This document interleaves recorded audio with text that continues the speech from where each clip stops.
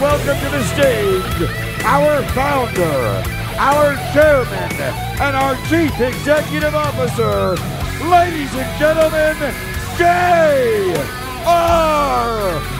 Reininger!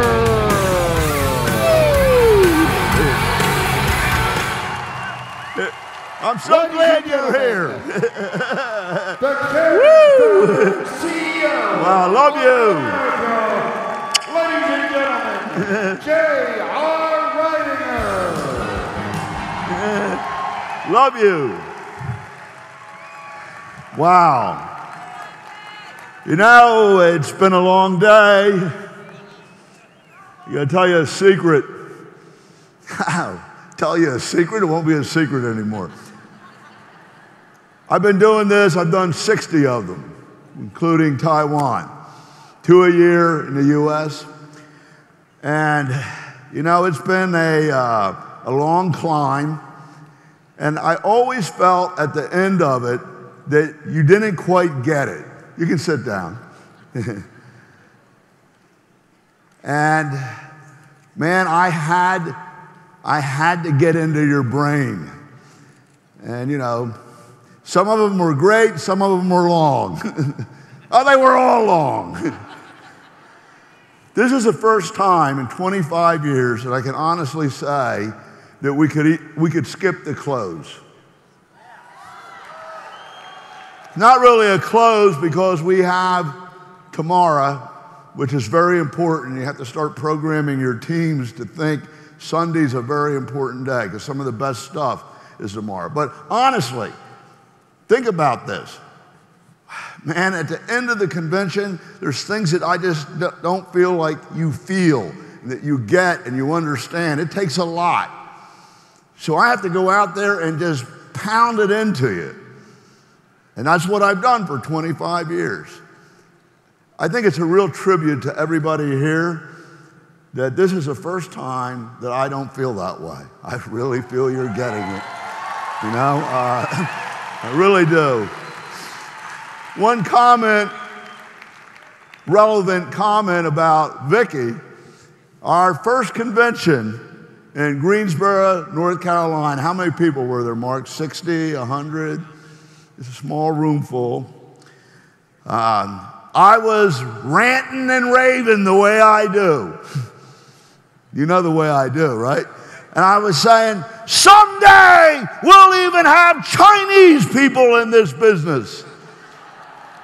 And in walked Vicki Lee. Rick Cannon had sold her a ticket. And boy, was that an omen that came true? Destiny. I'm so thankful for our Chinese leadership and group. They made a big difference.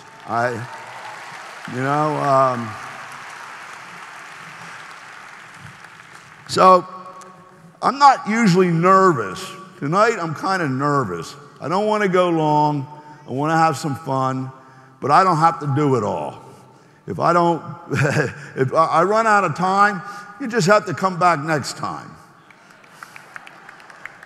But you know, I kind of feel like I'm here to hiss in your pit, you know? Because, you know, you have to have fun with this business, guys. Don't make a job out of it. You already had a job. You got to have fun. You got to love it. It should be enjoyable. So, like little Johnny the Snake, he wanted to have fun. He was a little python, full of energy. He told his mom, "Mom, I'm going out in the pit and hiss." His mom said, you don't hiss in my pit. My python pit is for me.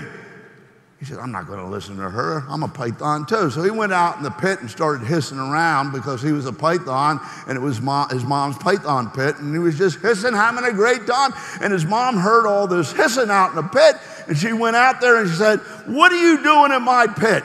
I told you that I'm the python and that's my pit to hiss in. If you want to hiss in a pit, you can go to Mrs. Potts' pit next door and hiss." He said, "But Mom, I'm a python too. I want to hiss in my own pit." He said, "You go over to Mrs. Potts' pit and hiss if you want to hiss." Okay, well, he snuck over to Mrs. Potts' pit, started hissing around. because he couldn't hiss in his own python pit. And Mrs. Pot heard all this hissing out in the pit, and she came out and said, "What are you doing in my pit hissing?" He said, "My mama told me to come over here in your pit, Mrs. Pot, and hiss."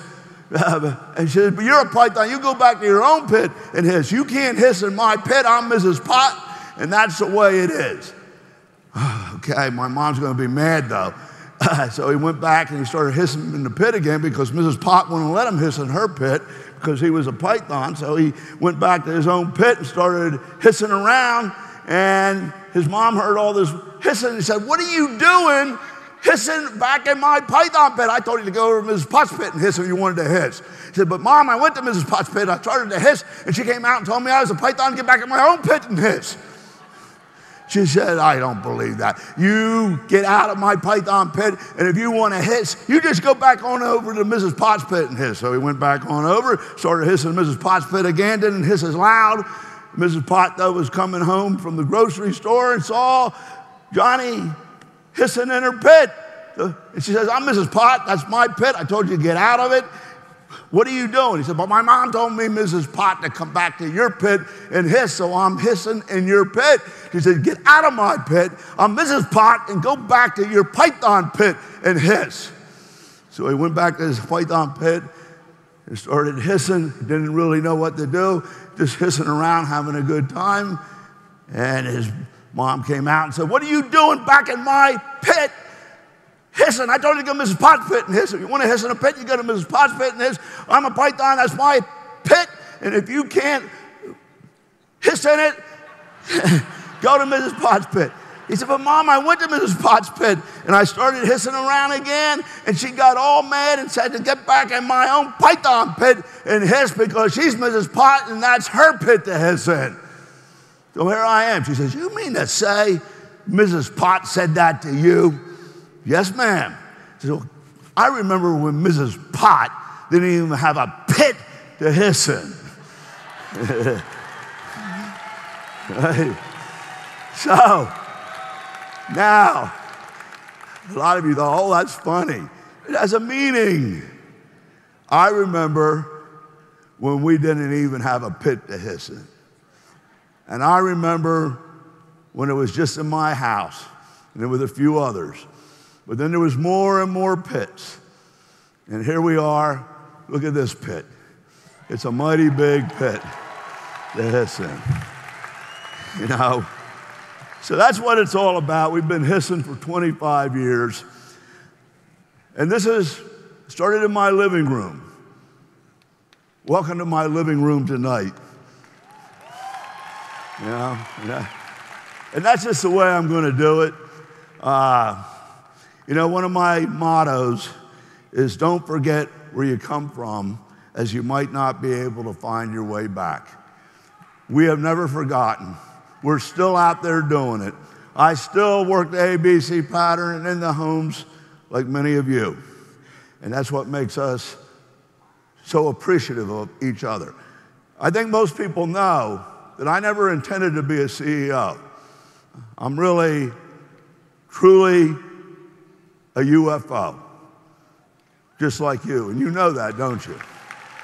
But it's kind of funny how this thing happened. I don't think anybody could have predicted where we would end up or if we would end up.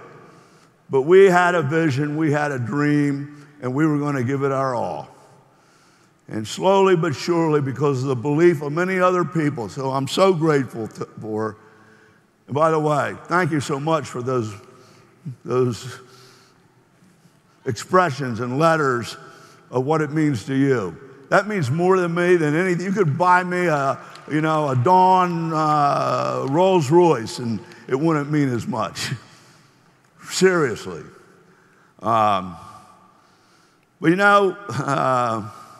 We've been together for a while, and we've grown together.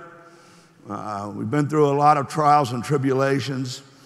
But what we have, Dennis, outlasts most friendships in the world. I don't know that many people who stay together this long. You realize this corporate team came in, and it's been a long road. And how many companies have all their top executives and founders still with them after 25 years? I mean, what does that say? I'm humbled by that. So gracious, so grateful. I know that, Dennis and Kevin, Marty, for a while, we're talking about retiring. I said, I don't even know what that means. But you know what? We shuffled the cards a little bit, and these guys have that passion and belief in them so deeply embedded. And they have done what most people never do in a lifetime. They have positively affected thousands of lives, changed thousands of lives. And, I know like guys like Dennis, there may be other things that pull at you, but that's the strongest one. He has changed thousands of lives. These guys are doing more now than they did 5 or 10 years ago. And I just cut them loose and say, do what you want to do. And what they want to do is make it work for you. That's, but I kind of feel like, it's kind of like being reborn. Our life started when we all got together in Market America. I can hardly remember the past or the way it was before that. And, we kind of grew up together. And, so now it's been 25 years on the time odometer, and I feel like I'm 25. Do you guys feel that way? So it's funny how age works. You interpret success differently at different ages. I kind of did that George Carlton piece last night at the gala, and it's hilarious, but it's, the only time that we want to get older is when we're under 10 or under 15. But, it's kind of like this. At age 4, success is not wetting your pants. That's a big deal. At 12, it's having friends, right? At 16, success is having a driver's license. Remember that? And at 20, success is having sex. At 35, success is having money, right? And at 50, success is having more money. And at 60, success is having sex again. And then at age 70, success is having a driver's license again. And at age 75, it's having friends, because not many are left. And at 80, success is not wetting your pants again. Isn't that the truth? I'm trying to click this, guys. Oops. So here we are, 25 years. I don't know where they went. It was a blast. It's a blur to me. It's just like a blur. But we had so much fun. I didn't think it was fun while I was going through it. When I look back at it, it was a lot of fun. So what have we become? Fundamentally, over 25 years, we have a two-sided coin. We're basically two things. Maybe you can imagine this. We are the university majors, businesses within a business, that you can develop a great retail business and attract other people with the same passion and develop a nice residual income. Do you agree with that? That's our foundation. And then the other side of the coin, which was always my original vision, has now become a reality. Now, how successful it is depends on your belief.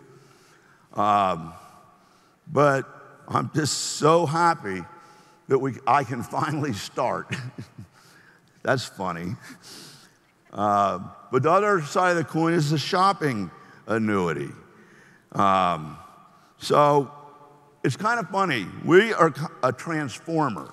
We're always transforming ourselves. We're like a chameleon. We reinvent ourselves. We change with the times. Every convention, it's renewed. It's a little different, and you get confused. But I've always been on true north to one goal, and that's to fill this place with directors. And I really know that it can happen. And Shopping Annuity, when you finally experience it and believe in it, that you can help people take back the economy and from their spending, which everybody already does. That doesn't take a lot of work. They can actually convert their spending into earning and have a residual income without being a business star. So it simplifies everything, you see. And of course, we're a marketing machine. You never have to worry about us not being on the cutting edge, because it's all about what people want to buy. You make money by having it. So anything that comes out new, or that's a new trend or a new breakthrough, you can always be guaranteed it'll be in the mall without walls. I can't say that for any other company. But see, that's the way we're designed. We reinvent ourselves. We are always pregnant. We mess around a lot and get excited, and we get pregnant. Really. These guys know that. And, you know, this is my final pregnancy, I hope. But at any rate, I'm trying to advance here. So this is kind of funny. 25 years and it ends up being a two-sided coin. I had to build the university majors along with the MPCP so that all these guys would make money. And they made money, and we did it, didn't we? But the real goal was always to get to this shopping annuity side, because it's relevant to everybody. Everybody in the world shops. Everybody spends money. And we're being ripped off and have accepted the status quo of the mass marketing establishment, which makes no sense anymore. So that's our opportunity, because nobody else has what we have and can possibly do it. But we do have it, you see. So the thing about this, it doesn't matter what you feel about it. You're going to win either way. It's a two-sided coin. Heads is the university majors and our businesses within businesses. And you can be a generalist if you want. And so that's heads. Tails is the other side of the coin, the shopping annuity, right? So if you flip the coin and you get heads, you win. You flip the coin and you get tails, you win. Where else can that happen? You win, heads or tails. But you can flip the coin multiple times. And if you flip it multiple times and get a heads and a tail, you get rich. Yeah. So, at any rate, the shopping annuity is the original vision, and here we are. It's very special to me because I feel like we've really arrived and I can start now. You might be ending and enjoying your big residual income. Me, I'm just starting. So you know, it's kind of like the shopping annuity multiplies this marketing monster, because, whoops, what happened to it? You put that on? I can skip it. Well, you know, at least go back. My clicker's not working. Okay, so here's the way it works. It's all about you. It's all about our economic power, our economic power as a group. Okay? You are hungry because you make money off of people buying products. And if you have the product that they want, you're going to make more money, right? So there's all these cells in this monster that are starving and they're hungry. So when a new market comes along, they want to reach out and suck it all up, right? Do you understand that? That you drive it. It's your hunger to succeed and to give people what they want and to provide the products that people are looking for that drives this monster. So we'll always have what's new. So here we go. After 25 years, the unfranchised system has succeeded. It's proven. And I mean, I'm not going to go through this. First you have, thank you, baby. First you have, think about this. Here's what makes up the unfranchised. Like everybody, we have an opportunity in business offering. And these are all equally important. You got shop.com with millions of products. You got our Market America brands that are better than anything else. You have the unfranchised business system and state-of-the-art unfranchise.com back office to run it. You have a revolutionary system for retailing and residual income, a generating system. You have the best products, exclusive brands, and now you have the shopping annuity. That's the offering. Then we have a second part of it is a required training system. Okay, to increase the probability of individual success. Now, I can't help if you won't do that. That's your fault, but it's there. And then we have the Market America UnFranchise University specializing in certified training per major and product division so that people don't need to figure out how to do it. They just need to do it because we already have figured it out. And then you got the GMTSS, to allow you to expand internationally, to slow down and still have the business go, or to go to another area and build and not have it fall apart at home and have it supported there. Nobody else has this. And so that's the unfranchised. You put it in a diagram, a schematic, it works like this. You got the opportunity and offering with the unfranchised system, shop.com, shopping annuity, mall without walls, university majors. Is this making sense to you? Okay. Then number two, you have required training that you can't advance in the MPCP without taking the training so that you don't mess up somebody else's business because you didn't know what you were doing. You understand why we have that? So you can't earn the plan without getting that training. Nobody can misrepresent things to you because it's standardized. And then we have the GMTSS that follows the growth in geographic areas to support that. And so the university specialized trainings focuses on a market with a business within a business. See, if you're just in a cosmetic business, you lose all the nutrition guys. You lose all the web center guys. You lose all the shopping annuity guys. Do you get this? So it greatly broadens your reach. And they all work together synergistically to drive your business. So that comes down. What I'm doing is like taking all the stuff that you've been getting and summarizing it into a little diagram to help you get it. So those things support these activities, these result-producing activities, these objectives to make money. Shop.com product brokerage concept with the mall without walls and shop.com with every product in the world.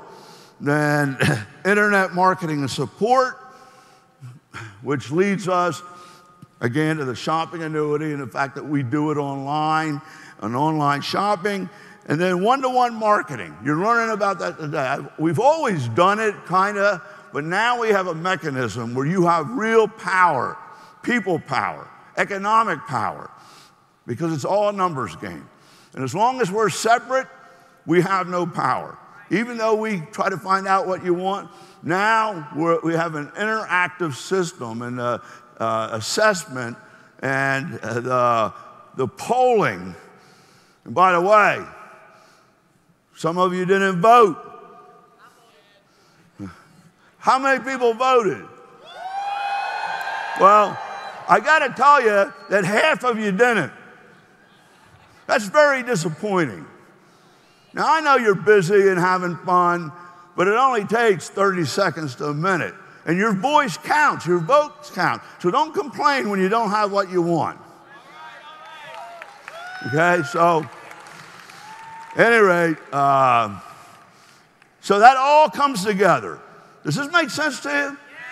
It all comes together to drive IBV and BV to make residual income and the MPCP.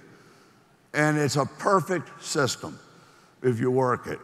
So the interesting thing is that's duplicatable in every single unfranchised business. So when you're doing all these things, it all starts to click and it just makes the business take off. You don't have to figure anything out. You don't have to invent all this stuff. You don't have to go through what they went through. So it's a new day. 25 years and we've arrived. So I'm pretty excited about that. So let me say this about the unfranchised system. I don't know what you think of it, if it's just marketing puff, you know. What do you think of it? See, to me, it's a very real, concrete thing. But if you don't live by it and respect it, understanding that we have a proven system that eliminates the cost of being in a normal franchise with a franchise fee of $100-some thousand to $1 million, you don't have to put that money up. You understand that? And instead of you paying the franchise a royalty, we pay it to you. The difference is you go out and you either do it the unfranchised way or if you don't. If you don't, people, the thing that makes franchising work is people know what they're going to get. They know what they expect when they go to a franchise, right? The standardization.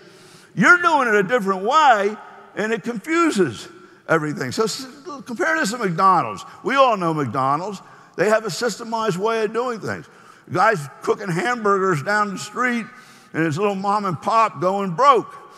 Some guy that never cooked a hamburger in his life buys a McDonald's and is making hundreds of thousands of dollars, even though he doesn't know how to cook a hamburger, right? That's what we got.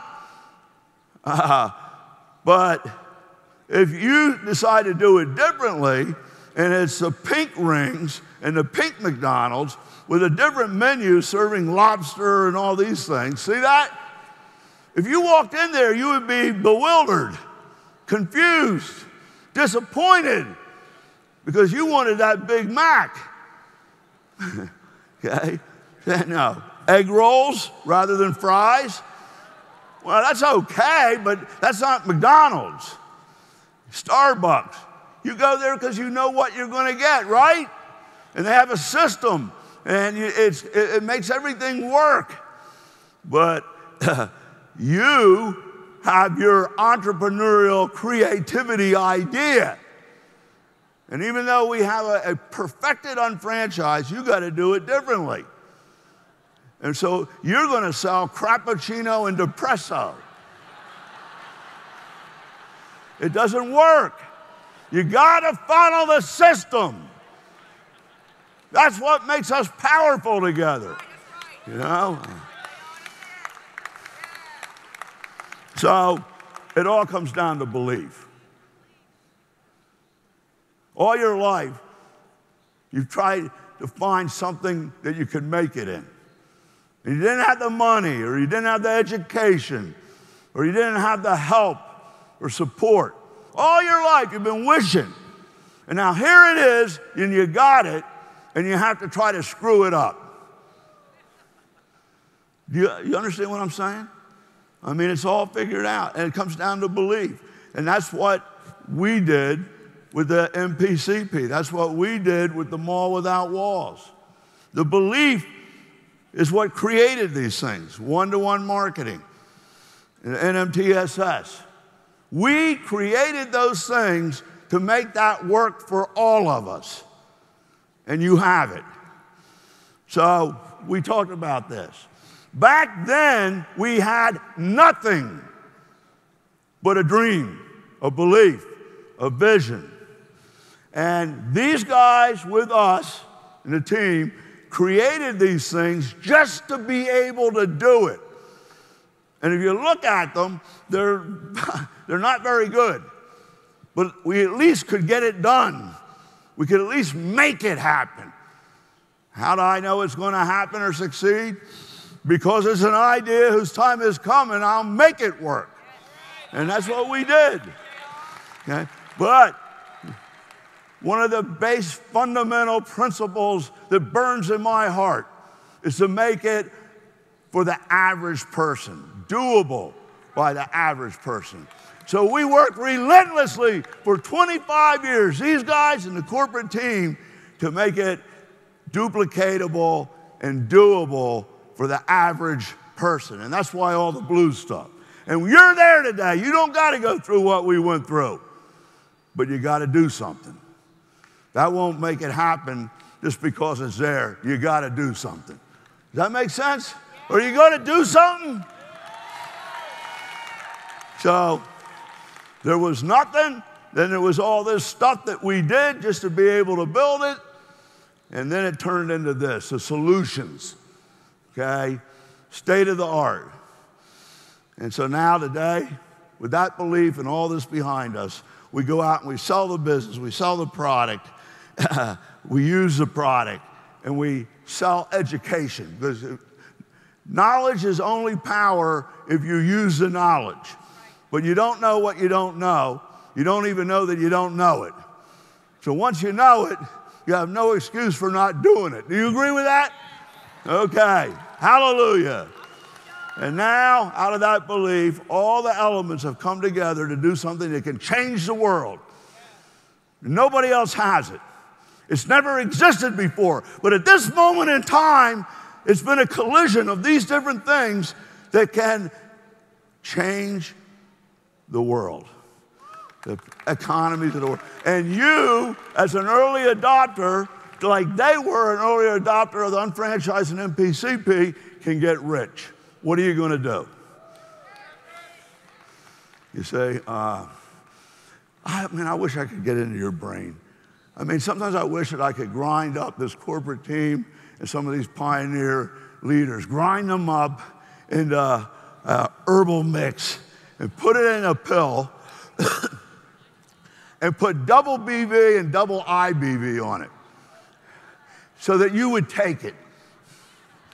Because when you took that and it got into your blood and into your brain, and you understood what we understood and knew what we knew and believed the way we did, you would start shaking.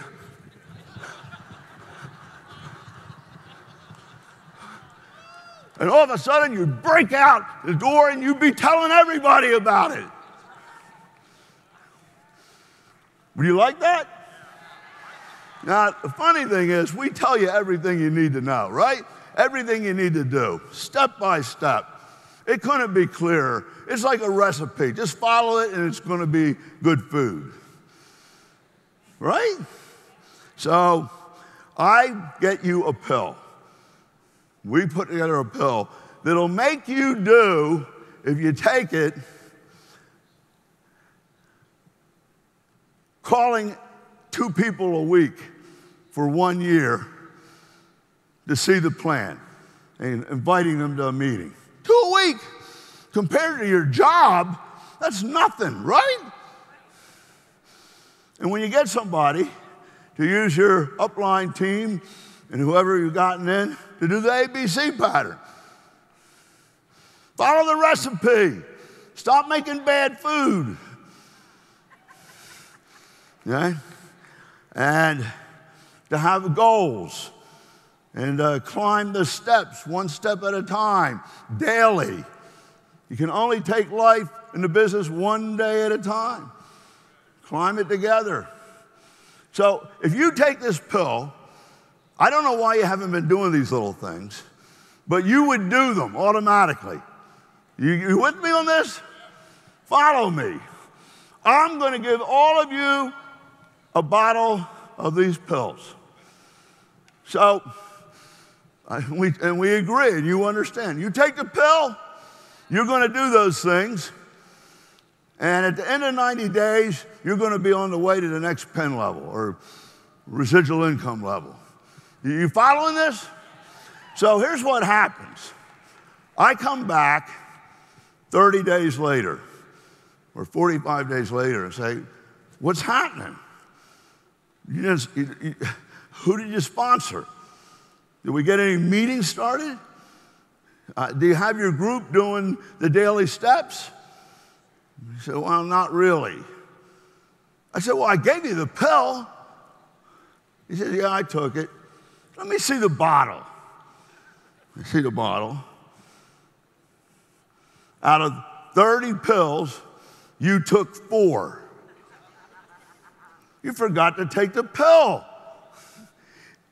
Are you getting this? Even if I gave you a pill that would make you do the things necessary that are really simple that anybody can do, you would forget to take the pill. Now let's laugh at ourselves. Ha ha ha ha! It's really funny, isn't it? So no, it's not that you can't do it. It might be because you won't do it. And I can't change that even if I give you a pill, because you got to take the pill every day. Making sense? I don't mean this to be a brain spanking, but maybe you need one. I'm having fun with you. Do you know how we do this, how I speak? Have you ever wondered how these guys speak? What I do is I get up here and I talk to myself through you. Now, it's not really meant for you, it's meant for me. But if you happen to overhear it, something great might happen. I know some of you like to follow the notes to see what's coming and what we miss. You got it all wrong. We do this so often, we write it down, because if you get excited, we get off track and go twice as long. And it keeps us on track. Is that okay? Okay, so at any rate, folks, we can change the world. You know, at this point, we've already succeeded as a company. We've already succeeded in helping thousands of people earn incredible residual incomes and find financial independence. We've proved ourselves as a company. We're in the top 1% of entrepreneurial ventures. Most don't last past 5 years. In the direct selling industry, we're 1 out of 10,000 that are still around. In the internet marketing, okay, there's like, 20-some million e-commerce sites out there. And we're, about 50. We're in the top 100, right? So what do I have to prove? It's been a hard 25 years. I loved it. But I'm going to tell you something. I don't need to keep doing this that hard for the next 25 years for the same thing. We already won.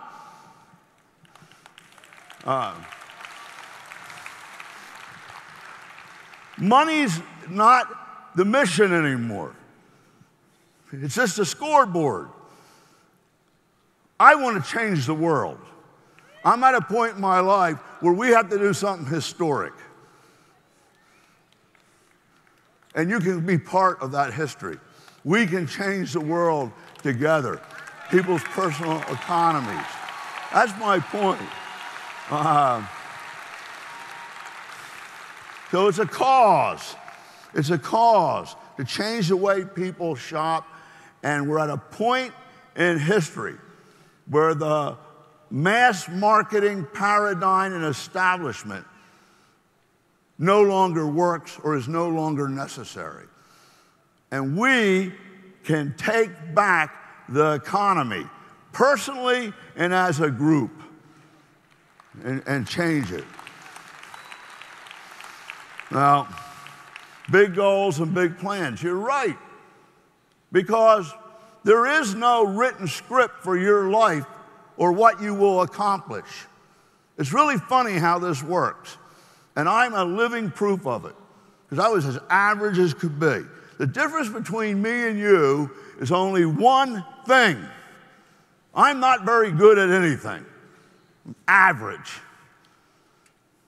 The one thing is the thinking. What are you thinking about? What are you visualizing? The difference between you and me is my thinking. I'm trying to inspire you to think bigger. You say? It's almost funny that I have what I have versus what you have is only thinking. And I've proven it. It's like the most amazing discovery of my life. I tell Lauren, don't think about any more real estate. My God. Because if we think it, we'll have it. 2 years ago, I was talking about goals and dreams and don't think about any real estate. My God, don't think about a bigger boat. We did think about it, and now we're getting it. It just happens. So you got to be careful about what you think about. But big goals, look, why not? It doesn't work your way. When you think the way you think, you end up with an average life and are controlled and comfortably miserable. Now, I know a lot of you are climbing out of that. That's why you're here. So I'm not getting on you. But you have to think big because you'll never be bigger than your thoughts. Dream big because you'll never be bigger than your dream. You're not going to wake up one morning and all of a sudden be a field vice president. You have to think it first. Then the BV and IBV catches up. That's big. Now look, I told you, like, I am not the boss. I'm the leader. You're the boss. You see, so as the leader, I don't want you to do things because I said to do them. I want you to do things because they make sense to you, and you understand, and you believe it, and it becomes part of your why, and you do them because you're the boss, and you're going to make it happen for yourself. And if you believe in these things, then I'm your leader. Is that a deal?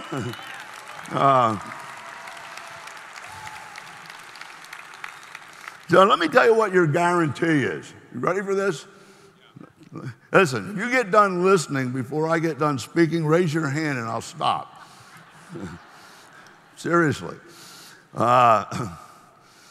Here's your guarantee of why this will always be on the cutting edge, revolutionary, and the best opportunity available as an entrepreneur to the average person. Here's your guarantee. I'm sorry, I didn't do this for you. I did it for me. Because I wanted to be able to earn a tremendous residual income based on what average people needed and wanted. The commonality of humanity is to do better, to pull themselves up by the bootstraps and have a better life. Isn't that it? Don't we all share that? That's what all humanity shares. To be able to leverage that. You say, and you got it. You got it. So when I made this plan, I was sick and tired of having the rug pulled out from underneath me. Nothing made any sense. I had better ideas. I had lived this. And I tried to tell people about it. They thought I was crazy. I did this yesterday, remember? So nobody else would do it. So I had no choice but to do it myself for me, because I had to make money. And I knew other people that were just like me. That's really important, because I did this for me, for my own entrepreneurial desires, goals, and wishes. And that's why you know it's always going to be best for you, because I'm in the same boat that you are. That whole corporate team is. We're in the same boat. We don't want no holes in the hull. You get that? Isn't that cool? So we're not going to make it less. We're not going to make it harder. We're not going to make it unfair, because we are you. That's your guarantee. Nobody else would do it. That's the bottom line. You know, so it comes down to a choice of the 2 to 3 versus a 45-year plan. Do you understand that? This business is about, we're stuck in the 45-year plan by society, by a paradigm, by programming. And if you want to know the truth, you've been lied to your whole life. Get a job, work hard, go back, get more schooling, be dedicated, be loyal. You'll rise to the top, and you'll be able to retire and have a nice life. Well, the first thing that's wrong with that, I don't want to wait to 65 to start living my life. That's the dumbest thing I ever heard. Okay? So the problem is that the lie that you've been told since birth by the government, by your teachers, by industry, by companies, is that if you do that, you'll be set. And we all believe it. And here's the bottom line. After 65 years of living, 45 years of working, one is rich, one, and they probably inherited it, so that's not fair, right? 4 are financially independent, 5%. The rest are still working. The other 95% are still working because they have to. They have no choice. They're dead because they work themselves to death. And 65 are flat broke, having to depend on some form of subsistence, or children, or charity, or I don't know how you can depend on Social Security. That's all bankrupt anyway, but whatever you're getting now, it's not enough to live on, right? And the whole reason is we are brainwashed, programmed, we buy into the lie that if we work the 45-year plan, we'll be successful. What you just did was you worked your whole life a plan for somebody else's financial success rather than yours. And at the end of the trip, you're broke. And this is not something that I'm making up. This is statistically the reality. So are you smarter than the rest? Because this whole plan is about giving you a chance and a way to get out of it, to beat the system. Those guys beat it, you can beat it. Normally you'd have to figure out a way to do it. Well, every international convention, we change. But I want you to think about something, guys. Over 25 years, all these wonderful concepts and ideas and programs and systems, a lot of times you fought them, requirements, buying tickets, talking about IBV and shopping online. And it might take a while to understand them, but as you experienced them, you realized that they were incredible, smart moves. And everything that we ever promised over 25 years, we delivered. We didn't break one promise. Isn't that true? Maybe that, for some reason, I always hope that will create some confidence for you just to accept what I'm trying to do. But that doesn't work. I got to prove it to you again. 25 years. Now look, I admit we were a little late. We were a little slow. But so were you. You were a little late and a little slow. So I'll tell you what, if you forgive me, I'll forgive you. And let's get on with the job. you know, because we're here. And ideas, you know, people have so many great ideas. People come to me with great ideas all the time. They're a dime a dozen. All I can say is that at least you're thinking. That's hope. But it comes down to sometimes a paralysis analysis. Ideas are a dime a dozen. Let me see you do something with an idea. You see? And I got even a better idea. Being that you got all these great ideas, why don't you just do the business, make 300 grand, and then come to me with your ideas so that I can listen to someone who has made it happen. Fair enough? So I'm going to start talking more about you and less about the business in a minute. But I want to make one point. I want somehow to get this into your cerebral cortex. I want you to think for 1 minute and comprehend and sleep on it, cogitate on it, because something is about to happen. And you will either ride this tidal wave in on top or get rolled over by it or miss it if you don't think about it. And again, I don't want you to do it because I say to do it. Think about this. The world has changed. It's now digital. The whole mass marketing paradigm is a ripoff. It doesn't make any sense anymore. And there's a way to change it. When those type of things happen, the people who respond to it and change it get rich. Throughout history, we are at that time right now. A monetized network, 160,000 entrepreneurs and 6 million customers connected. A monetized network that's connected. They want to keep us apart. As long as they keep us apart, they can dictate price. 70% of the cost of a product is not even in the product. You know that, right? I made a little list. Branding, millions of dollars in branding. They say you should use Snap rather than Tide. Oh, I miss my Tide. I love my Tide, my Tide, my Tide.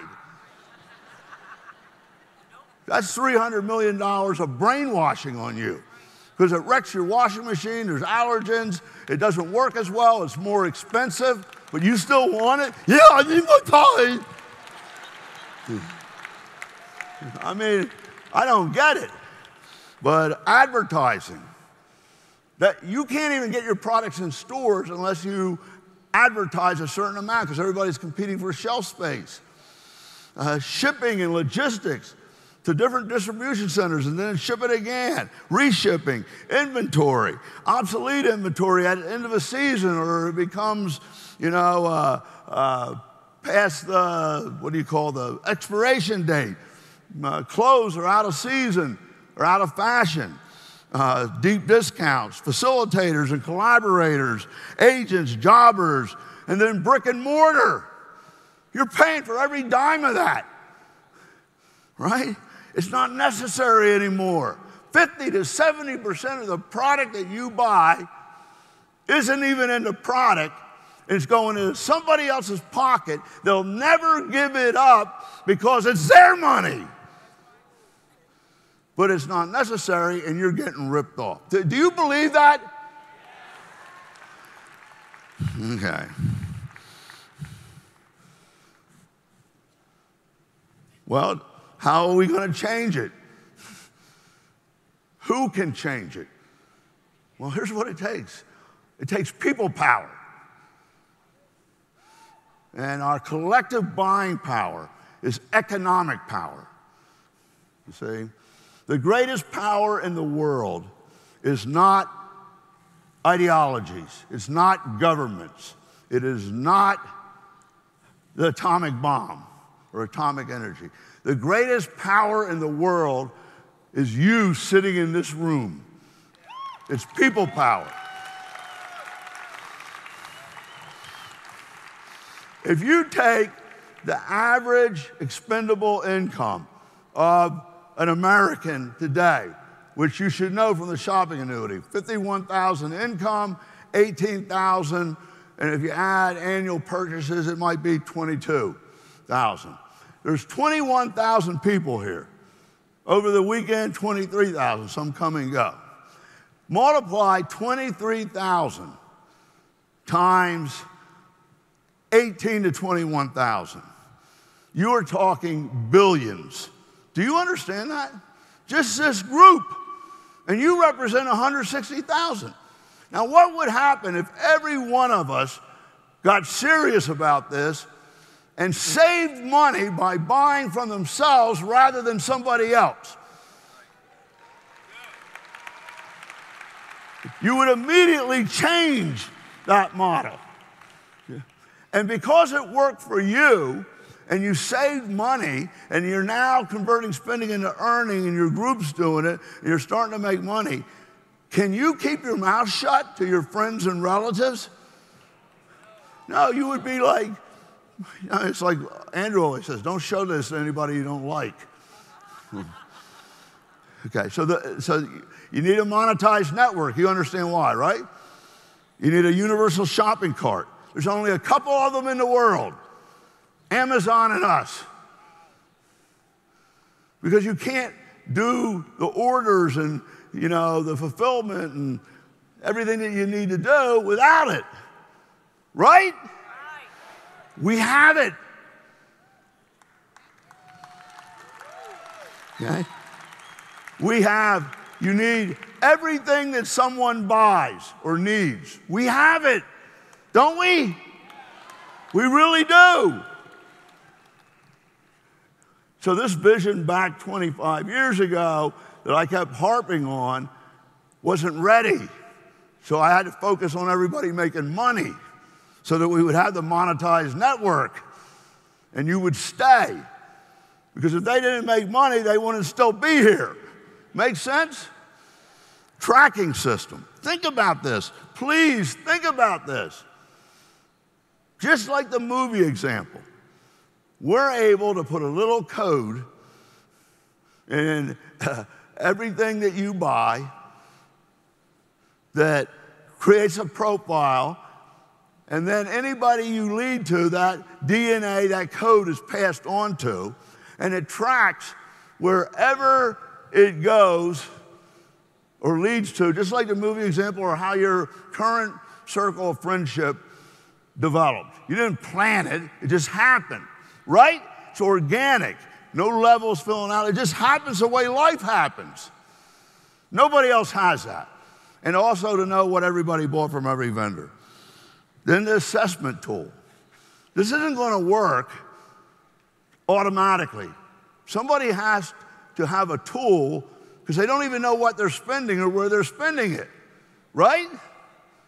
So that figures that out so that we can match product to people and people to product. And then you need a financial vehicle, a financial instrument that'll convert that spending by accumulating the volume to pay people.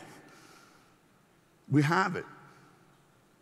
Now, multi-level systems won't work for it. It's the MPCP. Does everybody get that? Do you realize where we are at this moment? That if you do this, we will make history. We will change the world. And you'll get rich. I mean, I got to move on.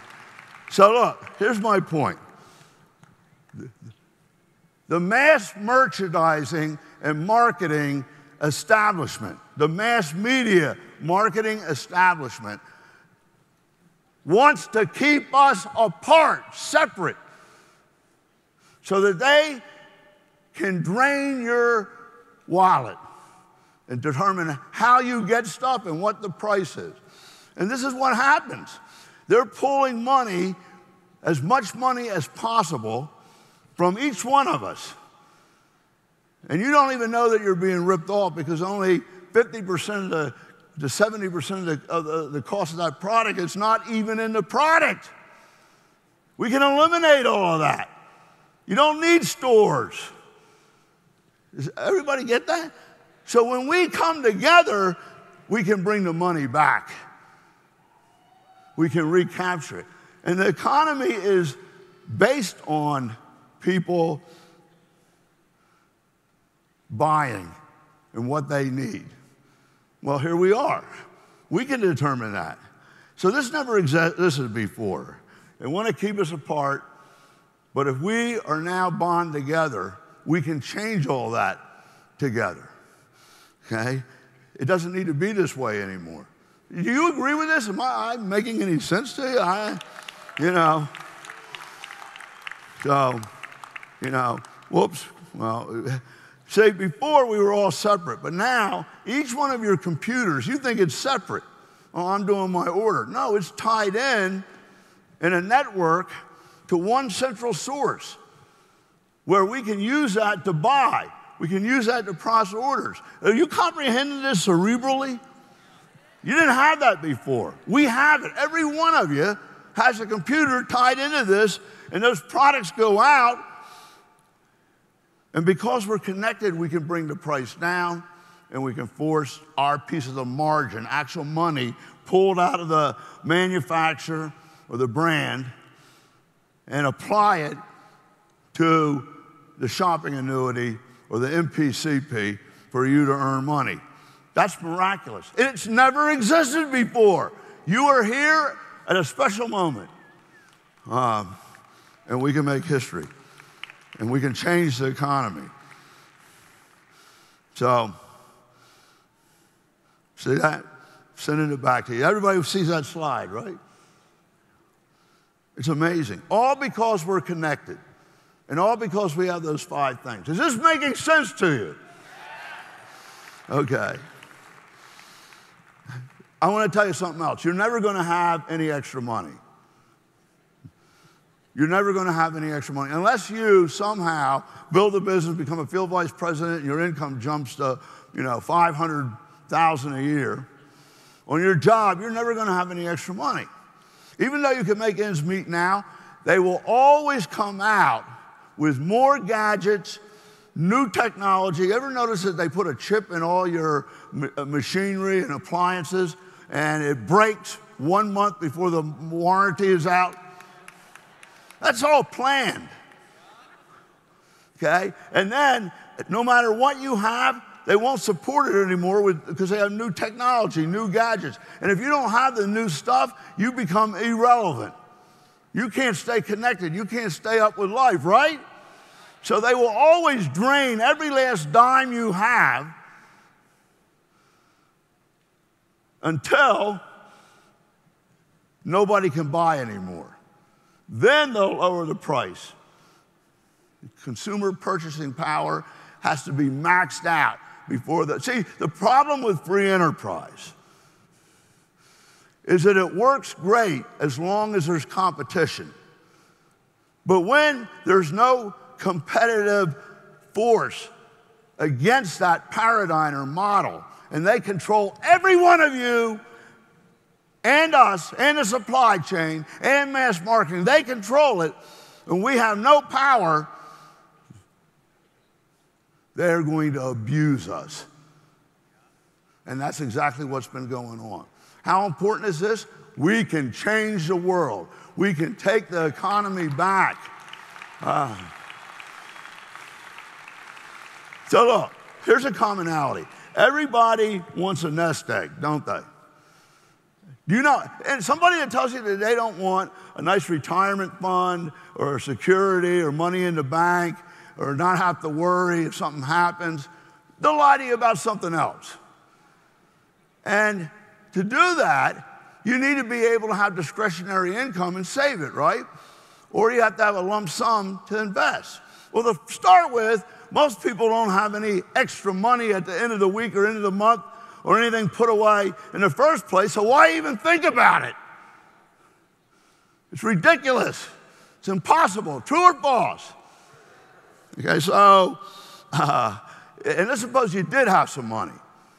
Let me tell you something I learned. It's easier to make money than it is to keep it. It's much harder. And most people that make it end up losing it. But if you did have some to invest, you have to watch it with an eagle eye because the markets are volatile. In fact, it's worse than that. They're manipulated. So you're more likely to lose that than to keep it. But you see, that's based on markets, right? And again, they're volatile and they're manipulated. But our program is based, listen to this, on margins. Margins are like gravity. You must have them in order to have economies of scale to distribute products. I'm a corn farmer. I got great corn. Everybody wants it over other suppliers. Well, I got to then make enough corn and break it up into big bundles for somebody to bring to different towns. And then they got to bring it to different stores. They can't do that if there's not margins and economy of scale. It's gravity. You can't defy gravity. You can't defy economies of scale and distribution. Did everybody get that? Okay, so this is based on taking a piece of the margin because we're eliminating all that extra cost, unnecessary cost. And as a result, it's totally secure compared to markets. It's the most secure future in residual income you could ever get, right? I can see you're worn out.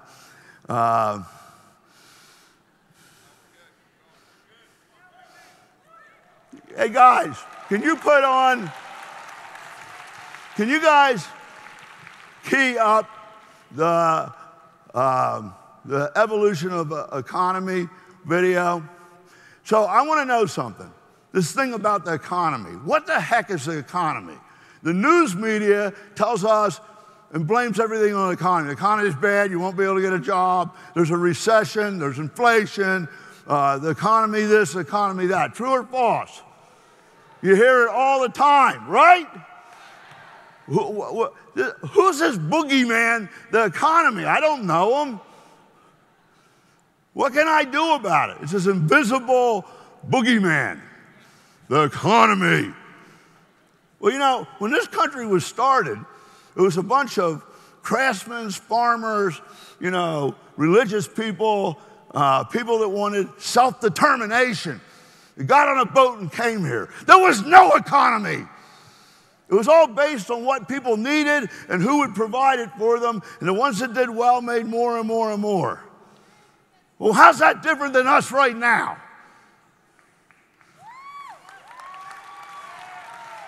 Can you roll that video? Or can't Economies are created by people individually and collectively based on needs. Economic cycles exist in a state of constant evolution. They adapt to the realities of that time. If left unchallenged, they can fall prey to exploitation and abuse. In the beginning, our forefathers settled new regions first with no economy and then naturally developed into primitive economies of trading and bartering. This expanded into the exporting and trading of goods with Europe and Great Britain. Later came the shops and local businesses of Main Street, USA, where the owners knew everyone in town. This personal approach was the basis for one-to-one marketing. This growth fueled greater demand, requiring more distribution and product branding. Businesses began providing goods and services that filled wider needs. As people bought and sold collectively, manufacturing needs grew. This led to the Industrial Revolution and mass production, bringing prices to affordable levels, but also resulted in monopolies and labor abuse. The economy adjusted into a more efficient system with the introduction of chain stores and franchises. To supply people with popular brands, mass media advertising and competitive prices emerged.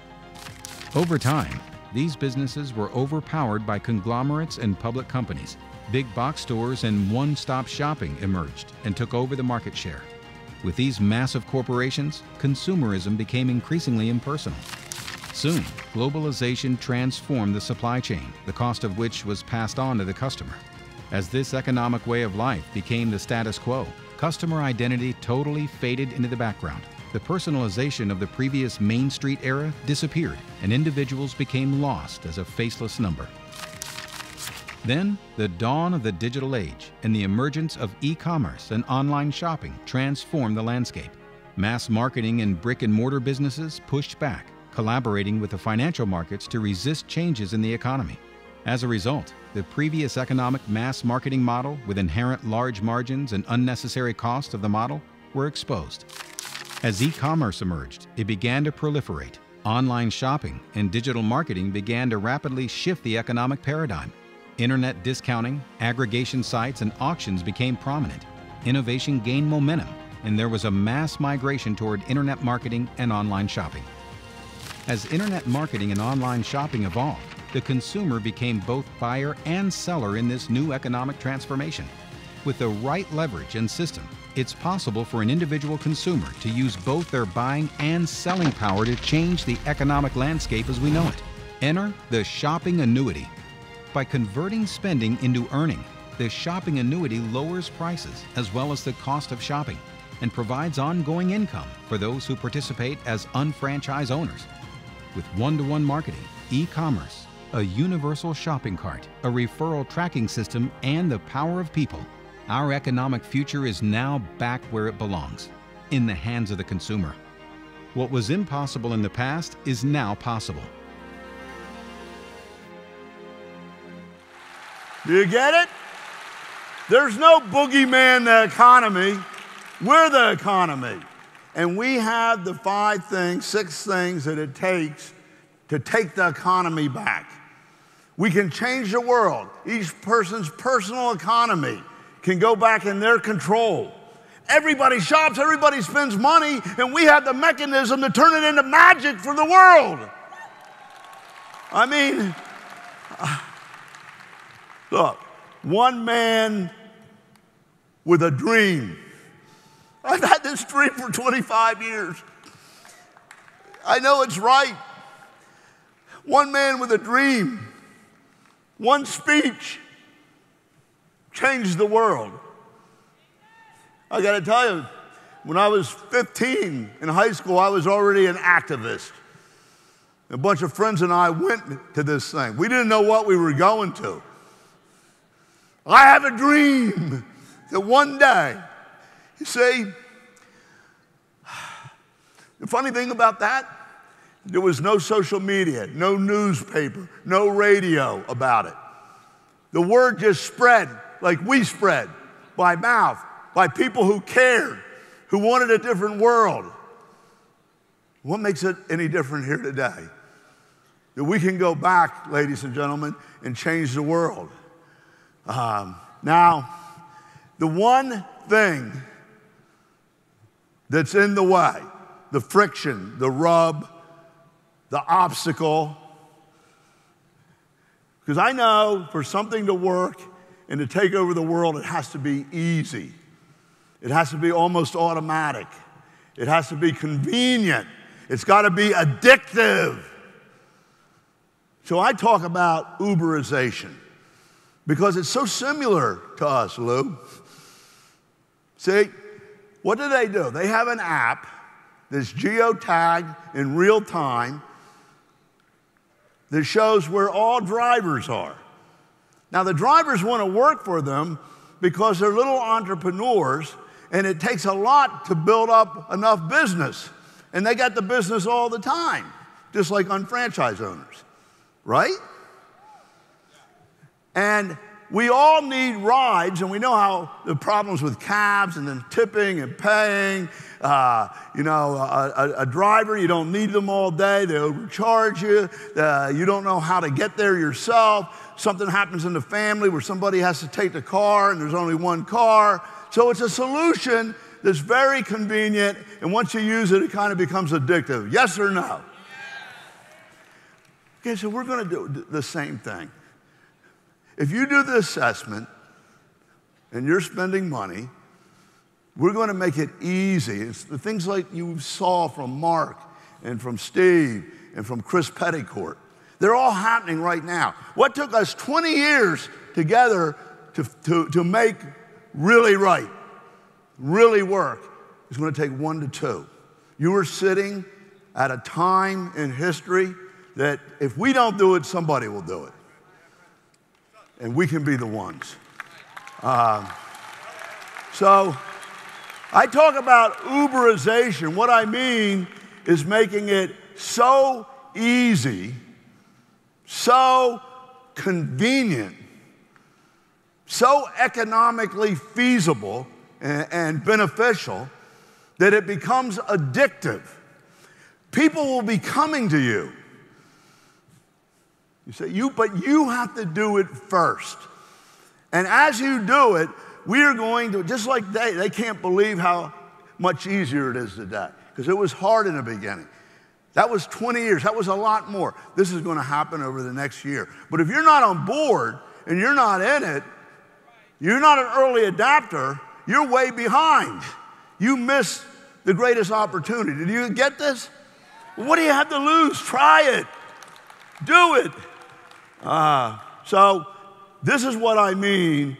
I want you to go home and understand when we use the term Uberization, what we mean by it. It's basically having technology meet reality to create a new way that's easier, better, and more economical. And here it is.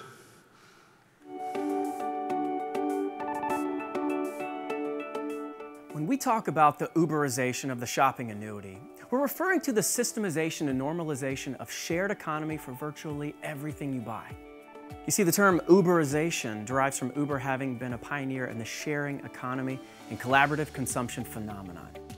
Uber was founded in 2009 when Garrett Camp spent $800 on a private driver on New Year's Eve.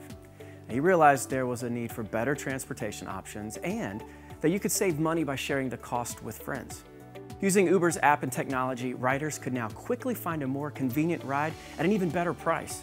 Uber's unprecedented fast rise to success as a disruptor in the transportation industry came out of nowhere to fill an obvious need by leveraging technology, entrepreneurism, and digital aggregation to create a new paradigm. Their drivers are entrepreneurs who want access to Uber's customers and technology. Uber provides the model for the driver and the customer, which is built on convenience. Fundamentally, they aggregate their product, in this case their drivers and their customers in real time by geo-tracking to match customer to driver and driver to customer. This is true one-to-one marketing, mass customization, and digital aggregation. The shopping annuity is Uberizing the cost of living, just like Uber Uberized getting a ride. Like Uber, our story started with an everyday experience that sparked a phenomenon. J.R. Ridinger went to a movie and loved it. He then told other people about the movie who likely went and saw it because of that review, which led to even more people seeing the movie. People refer products and services all the time, but are not compensated for their referrals. JR saw an opportunity to create a new economy where people could participate in the economics and be compensated for buying and referring products that everybody needs to live. When you combine the collective buying power of unfranchised owners and customers, you create a new economy while solving market problems and inconveniences for everyday purchases. Why does it work? It starts with merchants. Traditional ad dollars are being reallocated because of how people consume content today. Shop.com partner stores have guaranteed advertising. They compete on our site to provide the best products at the best prices to our loyal customers and only pay a commission when a sale is made. Without the incredible products and partner stores that we offer our customers, the Uberization would not be possible.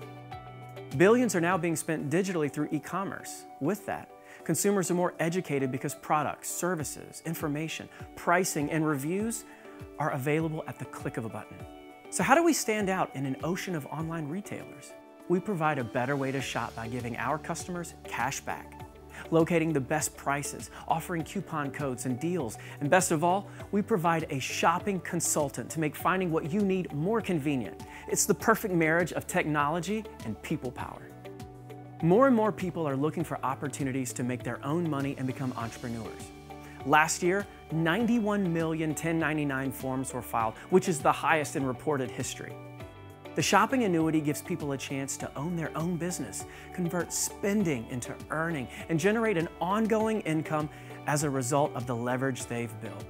Unlike Uber, where drivers only generate commission when they personally drive riders, the shopping annuity allows people to generate commissions for their personal business, as well as business generated by the organizations and SA members or customers that they lead to. We don't have to invest in tons of traditional overhead because, like Uber, our unfranchised owners and entrepreneurs are the lifeblood of our business. Comparatively, there are way more people that spend and shop to live than who just need a ride. So how does the shopping annuity benefit its customers? With digital convenience through the shopping annuity assessment. Through our technology, we can determine what people buy on a regular basis, an annual basis, and for special occasions, and then help them save and earn money for those purchases that they were gonna make anyway. Rather than shopping at multiple stores, our customers can access virtually anything they need on our website with comparative shopping and even earn on their purchases. We aggregate hundreds of thousands of people, UFOs, customers, shopping annuity master members, and shopping annuity members, and the products they buy monthly, quarterly, and annually. We track and characterize that information so we know what they're looking for and can bring them exactly what they want and need. Through collective buying power and using digital aggregation, we can find and add products that people want and need, negotiate better prices and residual income credit, BV and IBV, based on the power of numbers. This collective buying power drives prices down and increases the UFOs or SA member share of margin and profit, BV, IBV, and SABV. With the universal shopping cart, shoppers can shop through multiple merchants and check out once. It's simple and convenient. We also have a monetized community of entrepreneurs. Our unfranchised owners follow a system and are rewarded for their personal performance as well as the organizations that they lead to. An organic UFO to UFO referral tracking system tracks their footprint or viral spread, like what was born in the movie example, of UFOs or customers accumulating a percentage of sale in BV or IBV to convert spending into earning individually and collectively. The individual and accumulated spent money works to generate residual income using the Management Performance Compensation Plan, MPCP, to pay shopping annuity members and unfranchised owners. We track what each customer, SA member, or UFO buys individually and collectively from each vendor, supplier, partner, or brand and store. Aggregation of these numbers and data allows us to leverage price, savings, margin, and then credit individual participants with savings and accumulated share of margin, BV, business volume, IBV, internet business volume, and SABV, shopping annuity business volume, toward residual income and converting spending into earning. Although it's the same basic process conceptually as Uber, there is one big difference. Uber provides savings and convenience to riders and retail income to drivers, but there's no benefit or residual income for drivers or customers referring others. There's no monetization of the footprint or reward for building a market or market share like there is in the unfranchised and shopping annuity program. We are Uberizing the shopping annuity. Once someone becomes an SA member and completes the assessment and fundamental steps, they can push a button and find and order everything they need to convert their spending into earning. Conceptually, we'll match product to people and people to product to make it easy, convenient, fun, rewarding, and profitable. That's happening now and will rapidly unfold over the next year. Uber may have Uberized rides to create a billion-dollar company, but we'll Uberize spending, which is a far bigger market to create the most massive opportunity for merchants, individuals, entrepreneurs, and customers alike. Do you get it? Do you get it? And folks, this is right now. This is going to become so addictive, but it takes your participation. We make it happen together. Do you get that? We have power. Stop being individual. Take your individualism and multiply it exponentially by teaming up and doing this together. So, another aspect of this, see, I mean, when you look back at this, you're going to be doing like they did. Remember when he was talking about this? Remember when we didn't have a shopping annuity? This is about to happen. So another aspect of this is I'm trying to get you to experientially learn your people power. That because we are not only an internet network and community where we're all connected together, but we're also, because we're a monetized community, interactive. If you care, because you're an entrepreneur and have a business and you're part of our family, we can ask you things. And you all want things. And you can all do things somewhat differently for what you want that other people don't want, but there's commonalities that allow us to have muscle. So this convention is historic too because we started that process of one-to-one marketing and digital aggregation. And we do these surveys, and you voted, and this is what came up.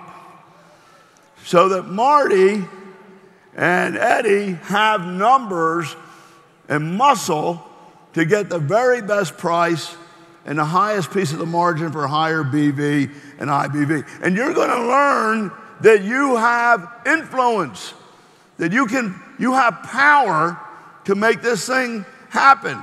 Now look, the vote ain't over. If I could have gotten you all online at the same time, we would have walked you through it, and you all would have done it. I know you all got your cell phones. You're going to live without them for 15 minutes. But there's the results, guys. Okay? So it's your voice. It's your economic power.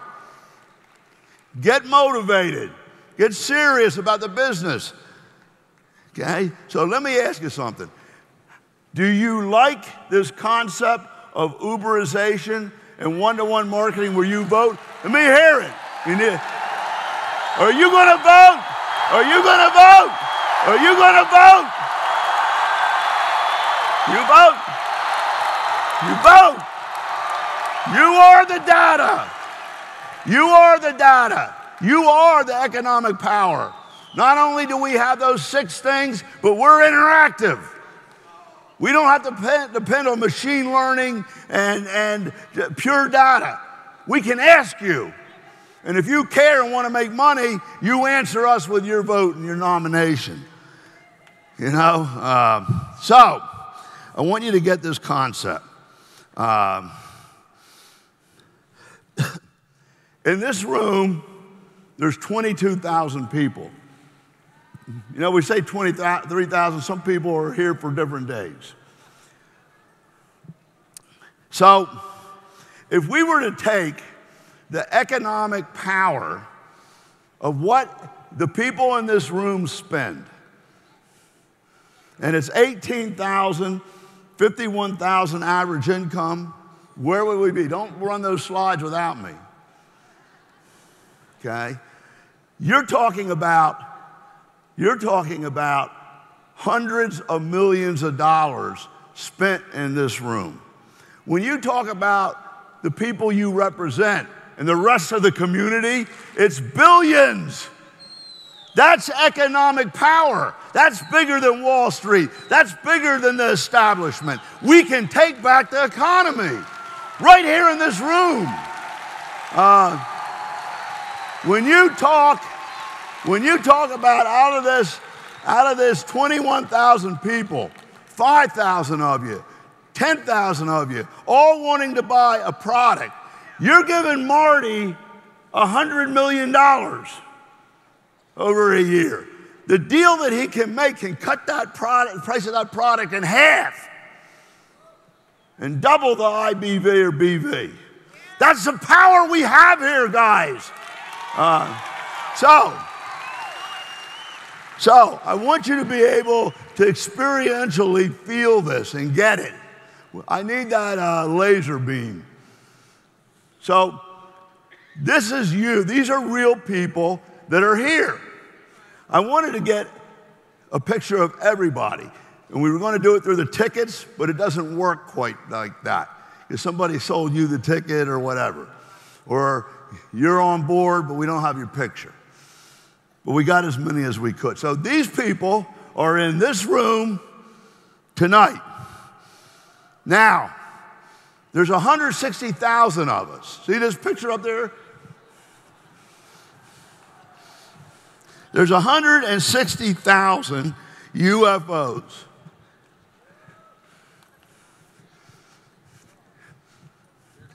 That's you guys up there. That square is one team, another team. And all the people in it, their actual pictures, if you blew it up, are the people on their team.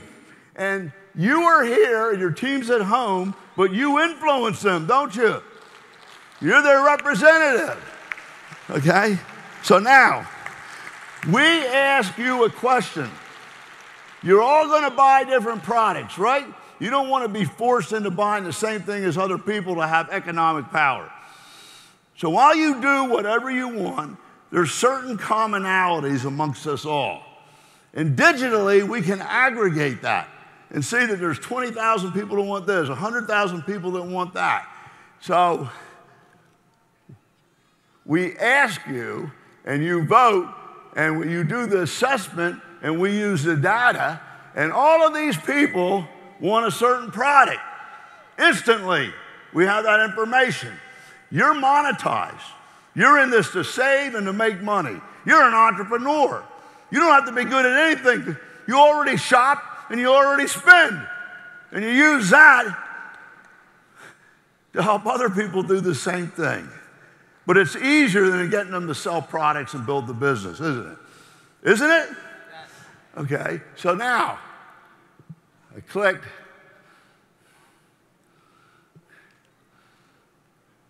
Out of this room, and then the people you represent, we digitally aggregate people that want the same thing, and boom, there they are.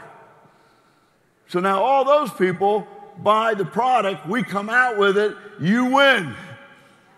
Does everybody see that? Okay, so watch this. Okay, so this group of people want a certain product. That is made up of individuals in here. But the power we have collectively can force prices down and move the BV up. So somebody in this room is in here. Who knows this girl? Where is she? Is she here? If she stood up, we'll put the spotlight on her.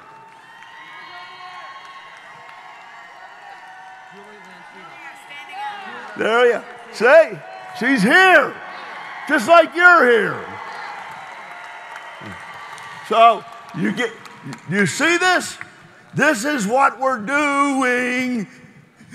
This is what we're doing. This is what we're doing. Okay, next one. So, here's another product. So we vote, we look at the assessment. That's how we ask you which product. If you didn't do the assessment, you didn't nominate, did you? So, boom. Instantly. We have another group, a commonality. That other group wanted a different product. This group wanted this product. Everybody wants different things, but there's commonalities. Do you get it? Yes. Click. So each of these are teams. I hope somebody comes out of this. Okay, there's the group that wants the same thing. Are they here?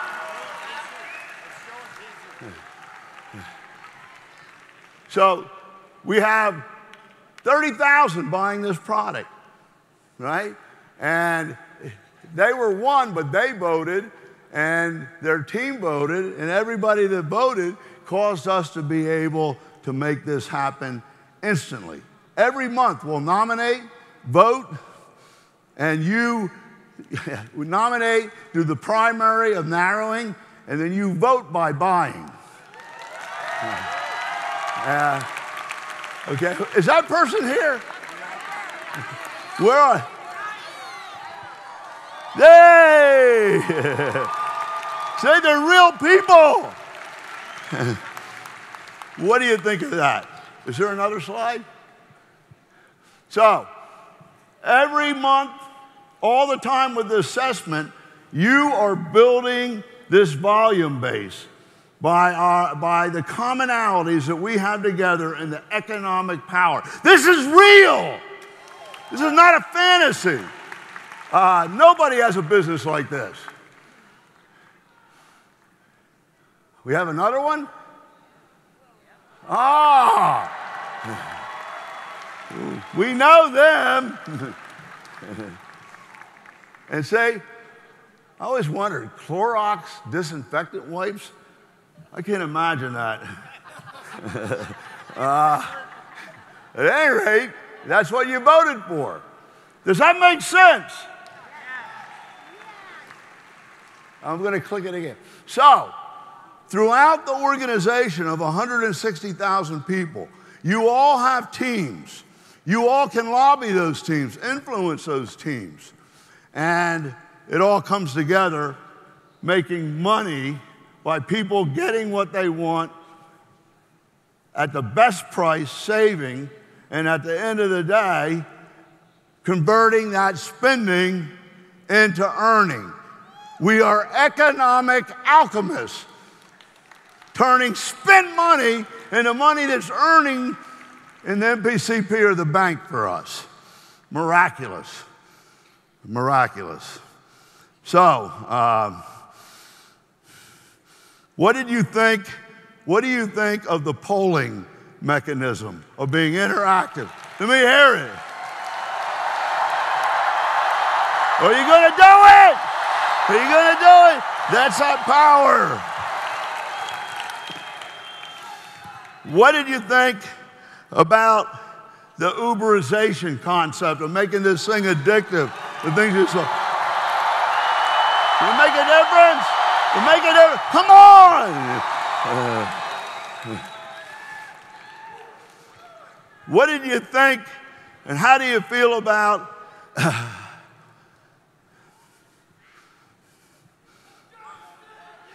my slide went away.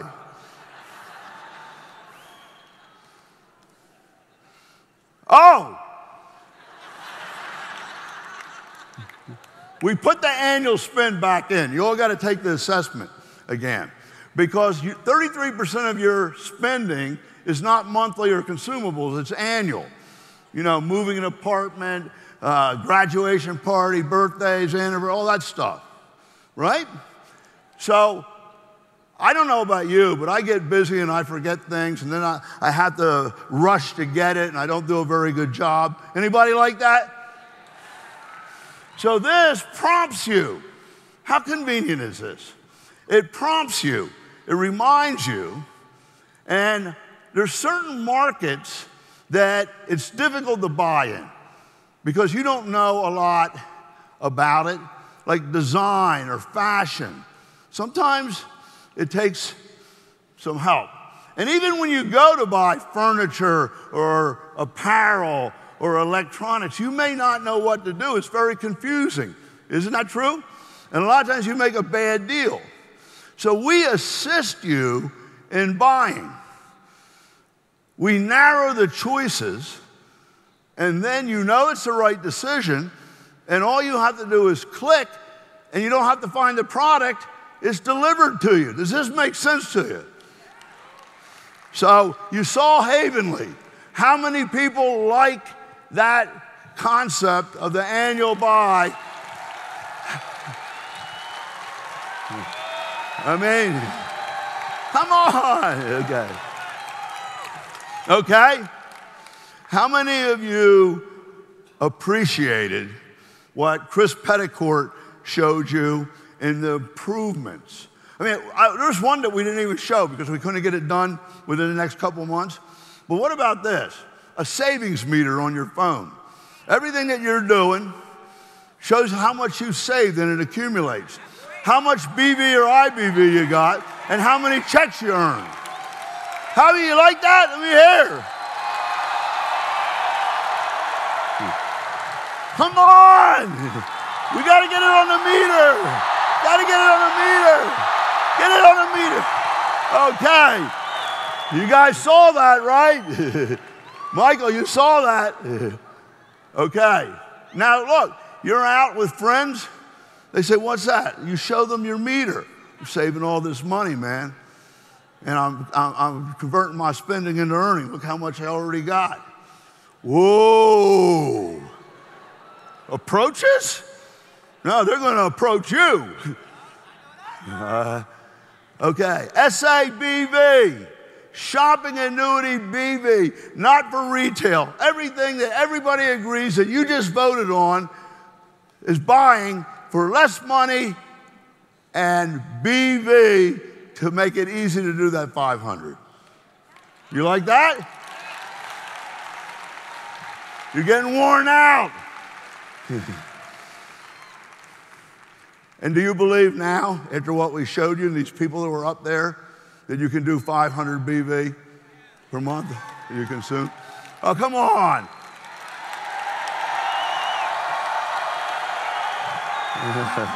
Okay. And there's others. So, I already showed you this video. I hope it's clicking, that you get that synapse in your cerebral cortex, that magic moment, that insight, that epiphany, that realization that can change your life, and collectively we can change the world. You see? So, we give you so much information, so much knowledge, so many things, so much technology, that it becomes a bit overwhelming. The only way it matters is not if you understand it or get it all, but if you simply do some of it. I want you to go home and do one thing different. Pick one thing different than you did before, because that's what will get you going on the right track. That's what will change things. We give you so much information, so much technology, so many great things. It's like I got this new Dawn Phantom, you know. Had a rough year, I had to treat myself. I love it. I'm not going to figure out how to drive that thing. It's like being a pilot. It's got so much technology in it. It tells you when your temperature's over 98.6, or, I mean, it's like crazy, everything. You're not going to learn it all at once. You have to use it. And experientially, you learn and get excited because it works. Does that make sense? But here's what happens to you. Look, I don't want you to come back here next convention at the same level. You spent all this money and time, and we gave you everything we got. I want you to come back at the next level. So, but what happens to some of you, you become paralyzed by analysis. All this information and stuff is no good unless you do something. You need to do something. Sometimes we get constipated mentally, mental constipation. And I know a lot of you have that because, you know, you're all excited about all this stuff. You got so much in your head and you're all worked up, and you go to home to talk to somebody and you just can't get it out because there's too much.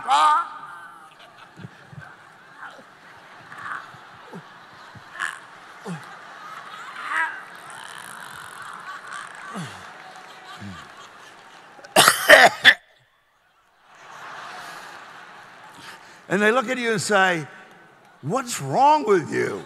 "I'm mentally constipated. It's so great, but I can't explain it." Isn't that true? We got to laugh at ourselves. Okay. So, how long have you been in the business?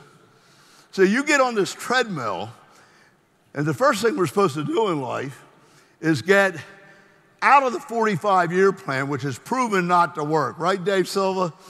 Proven not to work. Do you know it doesn't work? Does a 45-year plan work? Are you sure? So you prefer the 2 to 3 year plan. Now, the mistake some people make is they get in the business, they get mentally constipated, they get their own ideas, and they keep doing everything wrong. They don't follow the system. What they've been in, I've been in 4 years. Really? What are you? Oh, I hit coordinator 1 month. That's a shame. So look, Where's one of my screens here? You're lying, or you're fooling yourself, or you're like Lawrence said, you're protecting your ego with rationalizations. You haven't been in 4 years. Look, if you buy a business and you never open the doors and you never go to work, and 2 years goes by, you haven't been in business for 2 years. True or false? If you get educated and you're a lawyer, you might have a law degree, but you don't have a business. You have not practiced until you put that shingle out and have clients coming in. True or false? So how can you say that you've been in 5 years? That's a real shame. You're basically criticizing yourself. You're making yourself look bad. And mentally, you're really destroying yourself. And you're lying about it for the rest of us. If you've been in 3 years, you should be making big money. I challenge you on that. You signed up 3 years ago. I mean, you can apply to college and get rejected. You can apply to college, get in it, and fail out. Only half the people ever graduate. Right? So it comes down to the result-producing activities and those steps. You can't do the whole thing at once. You take daily steps. You can't go to work a month at a time or a week at a time in your job. Only one day at a time. In the business, you got to break down the goals to the daily tasks that add up to what has to happen over a week to make what has to happen over a month. So the question is, how many days did you open the shop? Now, if you're not a master unfranchise owner, you may have signed an application. You're an apprentice. You're a student in school. Because until you do that, do something and become a master franchise owner, you haven't opened the doors. Because you're not doing what it takes just to do it. Now that's good news. That's really good news. Because you were making yourself look bad and mentally beating yourself up and getting a neurosis over it. That's why people quit. Nobody should ever quit this business. There's nothing to quit. What did you quit? You weren't working anyway. I mean, with the shopping annuity, they should be customers for life because it's working and they're saving money. It's a better way. And what about all the positive friends and the family? Just stay on board. Someday something will happen. There's no reason to quit. There's nowhere to go. There's nothing to quit. I mean, come on. So when you ever get to that point, just remember that. But at any rate, let's be real. How many days of a month during certain periods of the year did you really do the one little step in that stairs? You know what I'm talking about? Did you do that? Hey, the best of us don't do it every day. But we shouldn't count those days, right? It's nothing to be ashamed about. It's being real. You don't want to have a bad time. You don't want to have a bad record. You don't want to look good. You don't want to look bad, but you want to look good, you have to have a real answer. So, you know the result-producing activities, right? The basic 5, the little things that we break it down to that you have to do each day, each week, each month. It's much easier than your job, much less work than you're doing elsewhere. But you love your job. You keep going in. You work hard. You make little money. You blame for everything that goes wrong and no credit for what goes right. But you say, I've been in the business 3 years. Well, can you please take out your calendar? And let's go back 3 years. The date you signed up. All you did was put an application in. All you did was sign up. That doesn't mean that you did the business. There's nothing wrong with that. Really, guys, there's nothing wrong with that. So, how many, look, sometimes we work for 3 months and something happens, change jobs, somebody gets sick, and it absorbs you for a while. It's okay. It's life, right?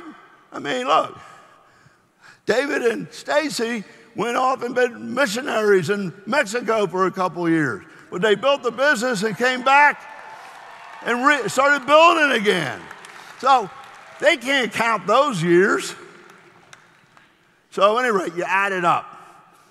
I dare you to do this. I am daring you to do this. To look yourself in the mirror and get real for a good reason. Not to give you a brain spanking, not to feel good, but to feel good about yourself and to forgive yourself. I forgive you already. If you'll just do this. So, how long have you really been in the business? By measuring the days you opened the shop and did it. Any one of you can do this, and it's going to be extremely beneficial to you. You're not doing that bad. You just didn't do that much. And you're educated. You got a college degree in it. When you decide to go to work, you're going to do great. Is this fair? So we have to set the clock back. And it's running back now. And I bet you that most of you that have been in 3 years, if you're honest about it, even if you were pretty dedicated and really believed, have only been in 6 months. And you're a master coordinator in 6 months? Whoa! Are you getting this? Are we going to forgive it? Are you going to set the clock back? If you'll do it, I want you to send it to me. You know what? I can't answer 21,000 emails, but anybody that's written me, I'm the most responsive CEO in the world. I mean,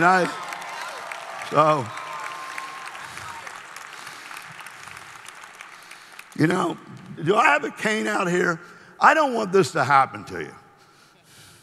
You know, your grandchildren hear what happened to Shopping Annuity, and we are now, like Joe says, a household word. And many people have gotten rich all around the world, right? And your grandson says, Pop, weren't you in that thing? Weren't you and Grandma in that thing? Why didn't you get rich? Why didn't you make it? Well, yeah, I got in real early, and I started doing it, you know, and then Grandma wasn't very positive. She was against it, and I didn't want to get a divorce or anything, so timing just wasn't right. So then, a year later, somebody started to help me upline, and I got going, and I had one leg making it, and the other one wasn't. And that just discouraged me. That I did all that work and didn't get paid. Of course, I know that if I did anything else, I'd have to build 10 lines. So I don't know how I would have done that if I can't build 2. But at any rate, then I got going. I went to a convention, regional convention in Townsend, Maryland, or somewhere like that. And I was going to get going, and the snowstorm of 2006 hit. I got held up there for 3 days, and I lost my job because of it. So the timing wasn't right. And then I got back going again, man, because I saw it. I got back going again, got started all up again in a new job. And then I sold this new product to 5 people, and 2 of them returned it. Oh, man, that really did it. I mean, you know, I didn't know if the product was any good or anything then.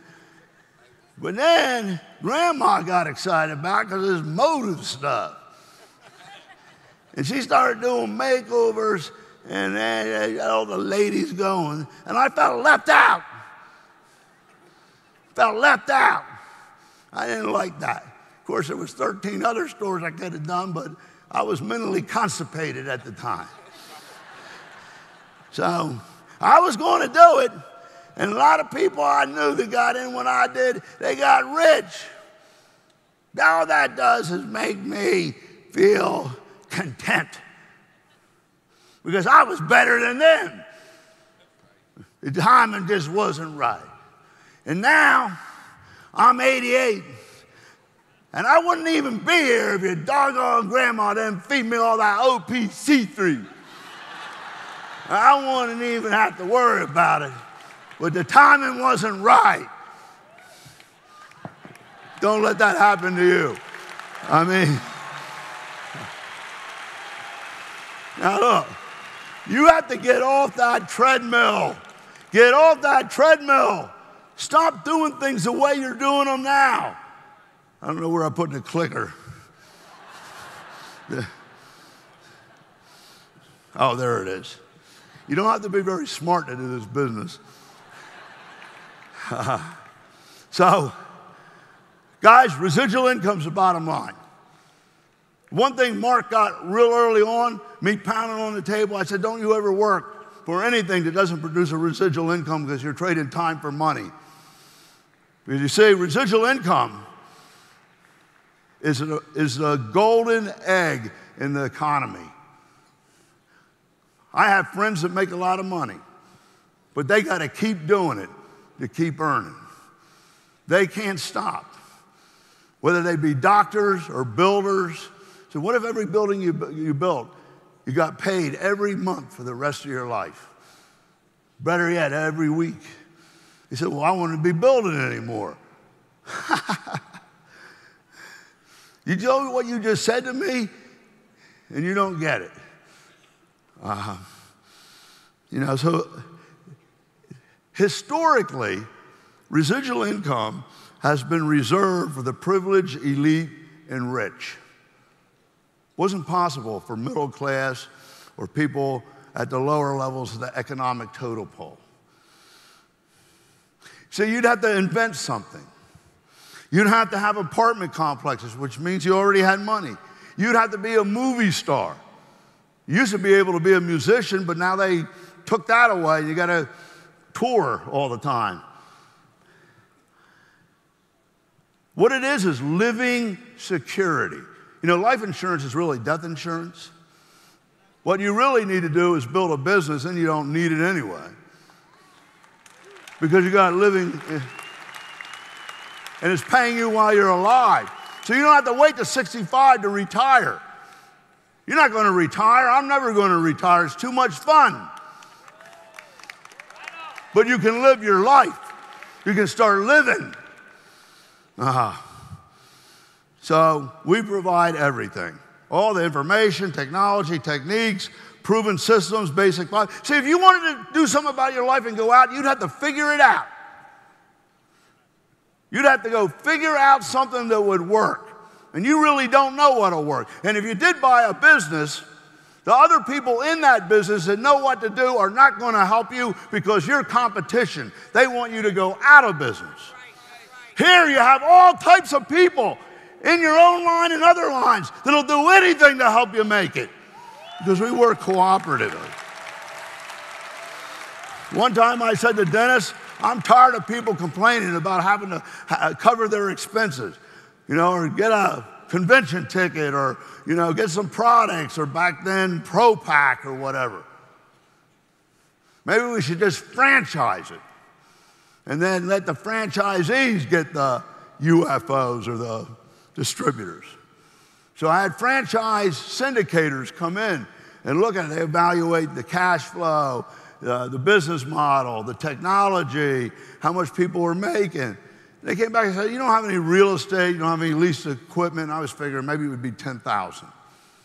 The guy told me $129,000 for what you get as an unfranchised.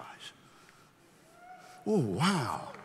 Now look, I am human and am tempted. But I turned to the dentist and said, that's pretty amazing. I said, I can't do it though. I just can't do it. He said, why? Because this was created for the average person. And it would eliminate people that weren't in any economic condition to be able to do that and prevent them from being able to succeed in life. See?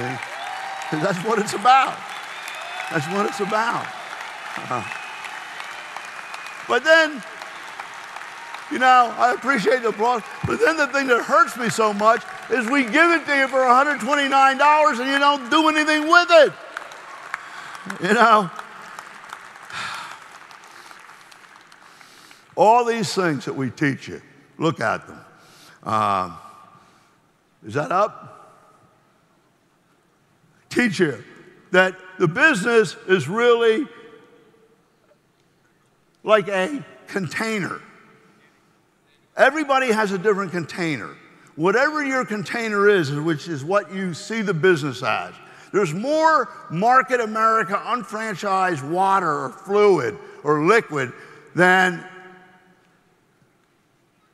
can ever, more than enough to fill any size container with millions of people. It's unlimited, isn't it? Do you understand that? So everything that happens in the business is because of your container. The way you see it, what you define it to be, what you're willing to do. Because it'll fill up any container. And so we do all these things. I tell you to get your head out of the toilet. Why do you think I do these things? They're like parables. Get off the treadmill, prime the pump, shake the bean jar. And you hear it all. I've been doing it for 25 years, over and over and over and over and over and over and over again. And you say, oh, I'm excited. I'm excited. That was great. Wasn't that wonderful? But you don't do anything with it. You know, you got to do something. When are you going to get off the treadmill and do something? You see? And you got to be careful about what you do because you're influencing other people. See, I was a biologist, and there was a thing that I remember about fowl and ducks. It was called imprinting. The offspring learned everything by following the mother in a binary system. Okay? So that's how they learned to walk, and they would walk into the water in the same formation. That's how they learned to swim. That's how they learned to get food. It's funny. You can tell somebody the right way to do the business, but you actually did it with them the wrong way, and they'll always go back and do it the wrong way because that's the way you did it to them. That's really important, isn't it? Do it the right way. I have to do it the right way because what I set in motion carries in motion. So, I want you to tell you something. It's very important to be here. Congratulations for being here. I don't know why you came. I used to kidnap people and bring them. They'd fight the whole way. Said, meet me at the diner. I know you're off tomorrow. Said, we're going on a road trip. Come on. Screaming and kicking the whole way. And then they got there, and they thanked me the whole way back. But you do whatever it takes to get here. This is a magic. You accomplish 6 months in 1 weekend of development, of learning. Frankly, I can't work with anybody that doesn't go because it takes too long to explain everything to them. My first experience about this was I was 22, went and wanted to see the chief honcho because I was going to tear it up. I had to go through all types of hoops, do so many meetings, and I got there, and he asked me, what is my goal? I want to set records. I want to break 2 of these direct things off in 90 days. He said, whoa. He said, that's going to take 300 people. And you're wet behind the ears, and nobody's going to listen to you or believe in you. You got to get them to the rally, the meeting, the event, the seminar. He says, so, you know, you can mouth it all you want, but that's what it's going to take. You're either going to do it or you're not going to do it. So I got out my checkbook and wrote a check to cover those 300 tickets, $5 a piece back then. And I didn't have the money in my account. I sweated through 2 pairs of underwear on the way back. Lauren says, why did you have 2 pairs of underwear? When I got back, I went to my first guy, Joe Caviccia. And he was like kind of competitive, but he was my guy. I said, hey, you want your dreams to come true and hit levels? You got to, you know, nobody's going to listen to you or believe in you. You got to get them to this event where all the big honchos are and all the excitement and success is, and learn how to do it. So he said, you're not leaving me behind. I said, well, you know, you're just going to go break one off. You only need 150. He wrote off the check. I said, that's half of it. Who's next? And I covered the check. So people ask, did all 300 go? Well, I only sold 280 of them. And no, they didn't all go. 120 went out of the ones that paid. So they're looking at it like, oh, you know, people spent the money to go, they didn't go, you didn't sell them all. I said, let me ask you something. What about the 120 that did go? That made all the difference in the world. I got to move on. Let me see where I can go. Look, you're almost going to quit. I almost quit.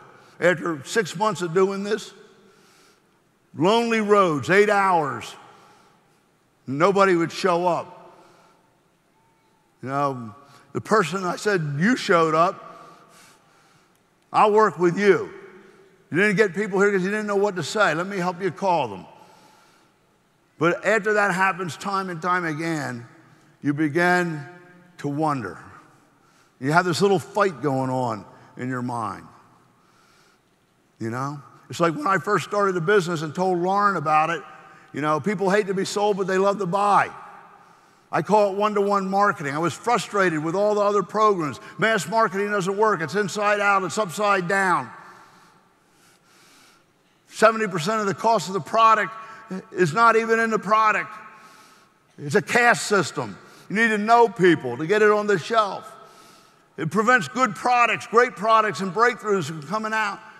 I got a better way. I said, what is it? Well, people hate to be sold and they love to buy.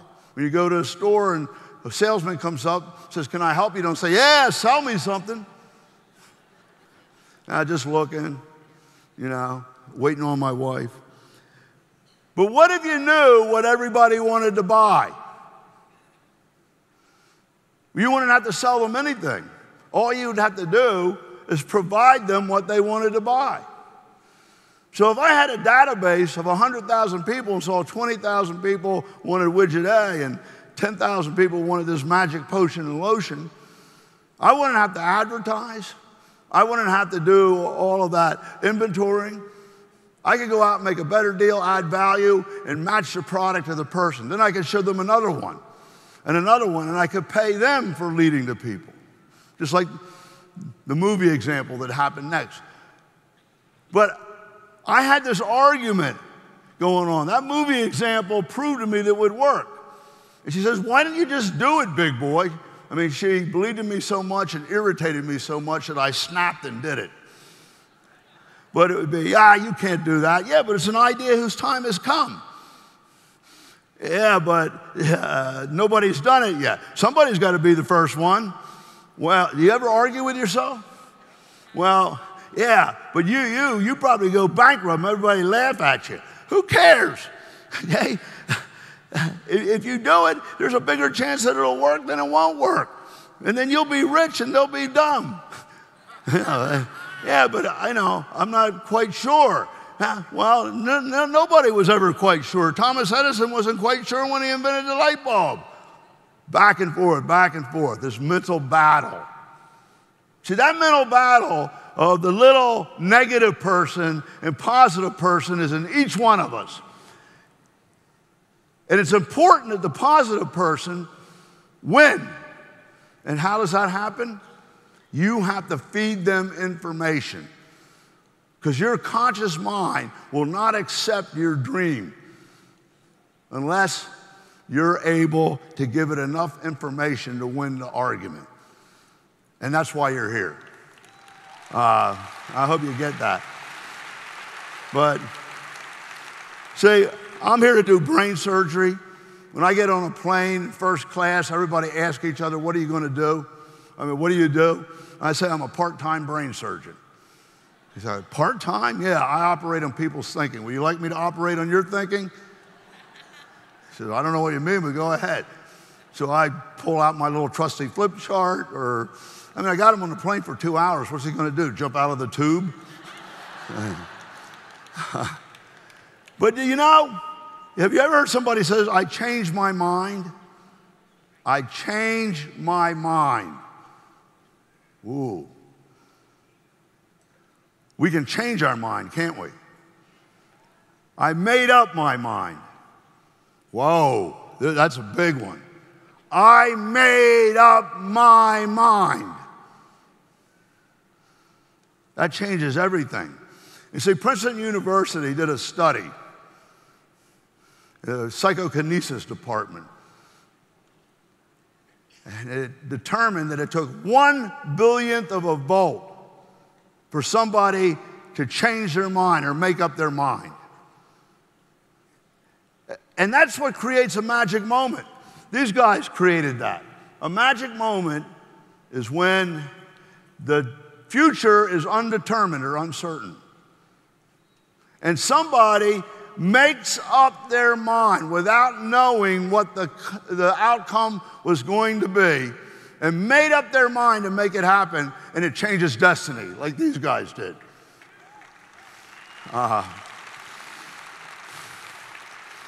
What you don't use, you lose. Take me up to the graveyard,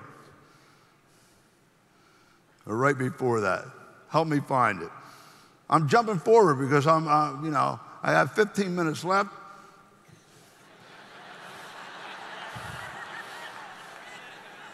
I have lots of other good stuff for next time. I don't even need to work next time. A little bit before it, with a stool talk.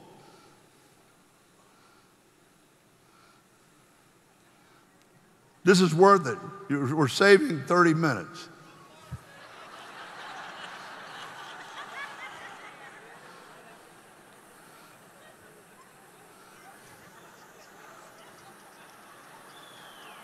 Come on, you need to slow that down.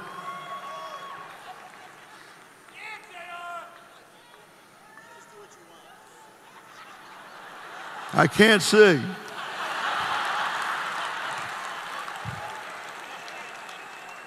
Okay, a little bit there. Okay.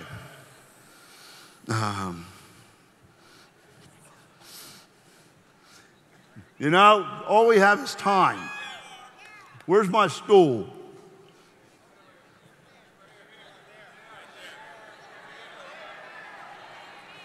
Okay, I want to talk to you about you for a minute. Yo, Frank, I skipped a whole lot of stuff. Okay, so let me talk to you for a minute.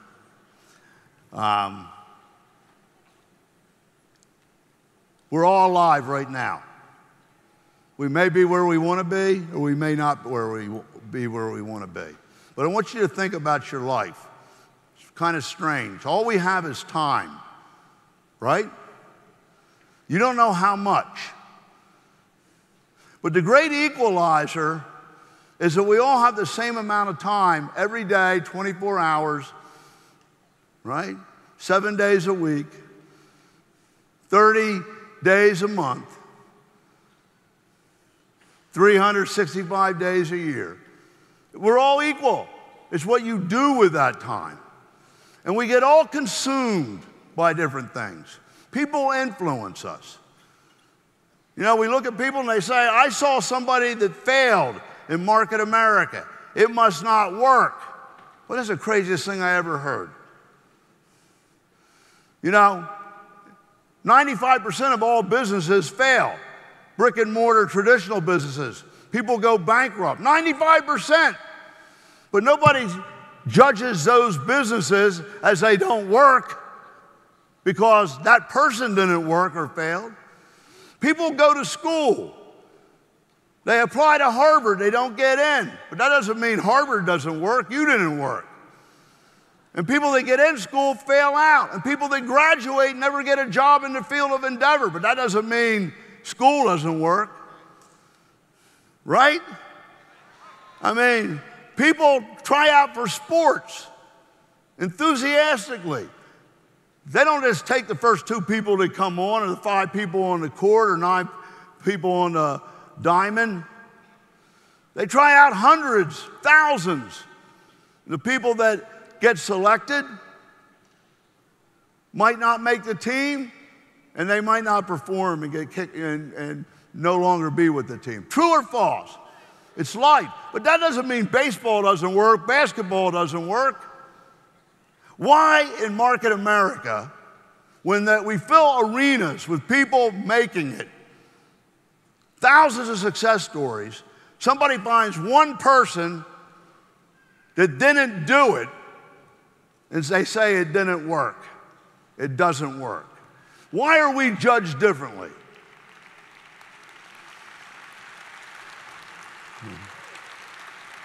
Well, I don't put up with it. I give them a brain spanking. Because it works if you work it. That's the bottom line. But you're all decided to get in this business. And the treadmill's running, the clock is ticking. We don't know how much time we'll have. And for me and Lauren, we go after something passionately. Because we know that life is short, and we want to accomplish something. So I want to talk about your life right now. You might be 25, you might be 35. It's amazing how fast time goes by. It goes through that hourglass faster and faster and faster and faster the older you get. Isn't that true, guys? And you're affected by people's comments, you know? Well, my wife is negative. Your wife isn't negative, she's positive. She's positive you've been a fool your whole life. Well, I don't know anybody. What do you mean you don't know anybody? I just don't know many people. I said, what are you going to do when you die? It takes 6 people to carry you and a lawyer. If it takes 6 people to die, you can find 2 to live. Right? Well, I'm just not that smart. What? I'm just not that very smart. I said, well, aren't you lucky? Because it's been my experience that it's the smart people that have the most difficulty doing this because they spend all their time figuring out how it won't work. Well, I'm not very computer literate or digital. And how old are you? 48. You're 48 and you can't learn anything anymore? I mean, you know, it just drives me nuts. Well, I don't have any time. You don't have any time. What are you doing? What are you spending so much time on to be broke? You need to make some time so that you have time. I mean, I could go on and on and on. But the point is that it's a criticism. So my friend told me it's like a pyramid. A pyramid? We're not in Egypt. Well, you know, like a pyramid, I say, you mean a triangle. A pyramid has 3 dimensions. You mean like the government, right? Yeah, well, what do you mean? President, cabinet, Congress, all the people, and all the taxpayers getting ripped off. Madoff learned how to do a Ponzi scheme. Madoff learned how to do a Ponzi scheme from the government and Social Security. He did. Take the money from the people their whole life, spend it, and then get the younger people to pay off the older people. give fake statements that there's no money to back up, and wait for it to crash someday. That's a Ponzi scheme. That's what the federal government does with Social Security. They should be thrown in federal prison. You know, well, I was told it was a networking business, and those things don't work. Well, hey, what's wrong with networking? Every business in the world is based on networking, on referrals. We just happen to have a better way of doing it because you get paid for it. So on and on. But what stops you? Because life is going by fast. It's going by fast, and you don't know when that date will be called, your number will be called. Do you? So your number will be called. Nobody gets out of life alive. I haven't met anyone yet. Everybody wants to go to heaven, but nobody wants to die to get there. So,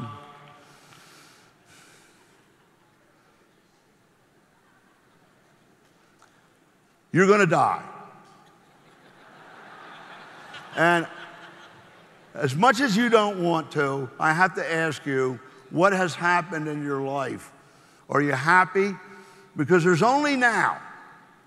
The greatest sin is not to create something great because you were given the ability to create, being created in the image of the Creator, of God. And not to do that is the greatest sin in the world, to throw away your life. I think you got a responsibility to do something. So here you are. Something crossed your path that can allow you to do anything you want in your life and have a blast, help people, do great things for causes, whatever makes you fulfilled. And here's what's going to happen. You're on the treadmill. You listen to people's criticism, preconceived notions.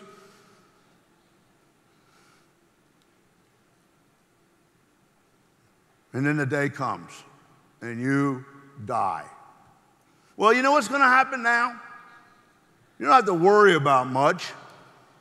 They're going to put you in the funeral home and put you in a casket, and your good friends are going to come to the funeral, only because it was inconvenient to come, but they want somebody to come to their funeral. So they go to yours. And your closest family friends will say some nice things. And some people really did care about you, and it's very touching what they said. But you're dead. Now, I hope you have everlasting life. You should have taken care of that before you died. But, at any rate, you're dead. And let me tell you what's going to happen. Listen to me. As much as your life means to you, what did you do with it? If your life was a book, would it be a bestseller or would it be thrown in the attic and collect dust? That's what your life is. Or would it be an exciting, inspiring story, novel, about somebody who rose above adversity and made it and helped other people make it and lived an incredible life of traveling? This is Elizabeth Weber's story. Which will it be? What will your book be about? Because when they close that casket and say the eulogy, everybody's going to go back to work, and the next morning, forget about it. You're dead, and they're living. Do you understand that? The only time is right now to do something about that. So all we got is time. And the only time is now. What are you going to do? So I used to take, you can ask Lauren, this is a true story. We were frustrated. I didn't know if I was going to make it. Sometimes I was going to give up. I almost quit one time. Mark said, you can't quit. You got me to believe in this thing. I'll pack the boxes, I'll run the thing. You go out on the road because we can't give up on the dream. So I went back out. And that's when people like Tony, Elizabeth got in from somebody else. But I almost quit. That far. If it wasn't for Mark, because I had convinced him we wouldn't be here today. I wouldn't have this life. So, when that moment comes, let me give you some advice. You're not quitting anything except yourself. Tie a knot at the end of that rope and hold on, because things will change. The greatest speech ever given was by Winston Churchill after World War II, when the foreign dignitaries and heads of state and generals from all the countries and allies came together expecting a long and inspiring and enlightening speech by the great orator. And he walked up to the podium, the little bulldog. He stared out across the crowd, glaring at them, and said, never, never, never give up. That was the whole speech. He left. So, you're going to die, but you're alive now.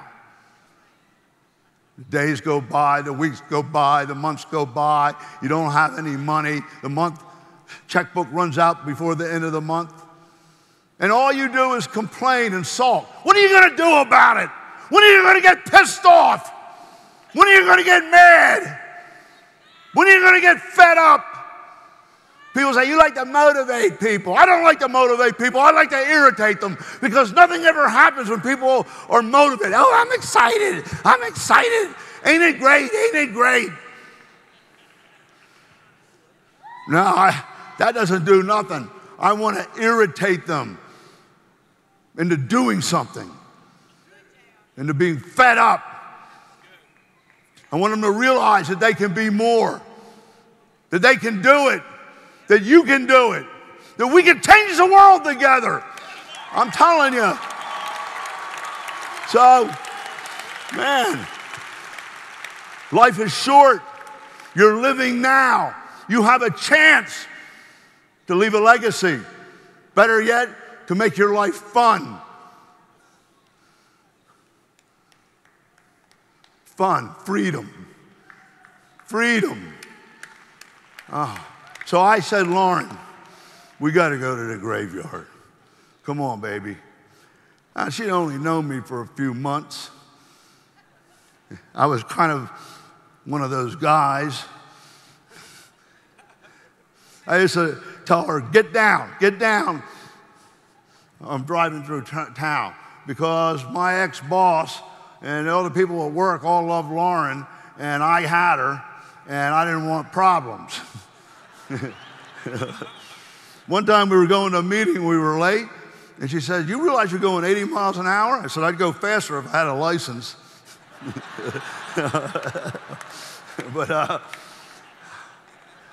But we went to the graveyard, okay? And I said, why are we doing this? It's because we're alive, and we got to see what happens to people that don't do what we have to do. And I might find a prospect in there.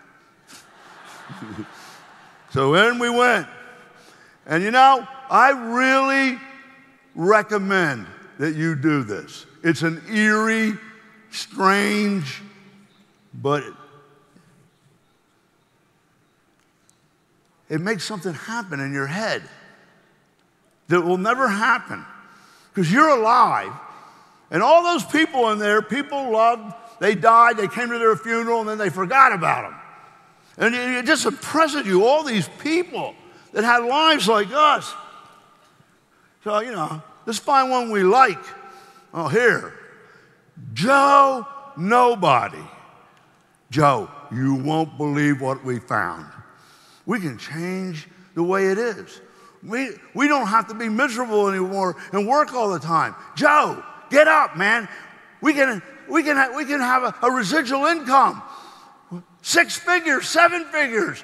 We can travel the world. We can give our kids everything they want, the best education. We can move to a new home. Joe, I know you wanted that boat. We can get that boat.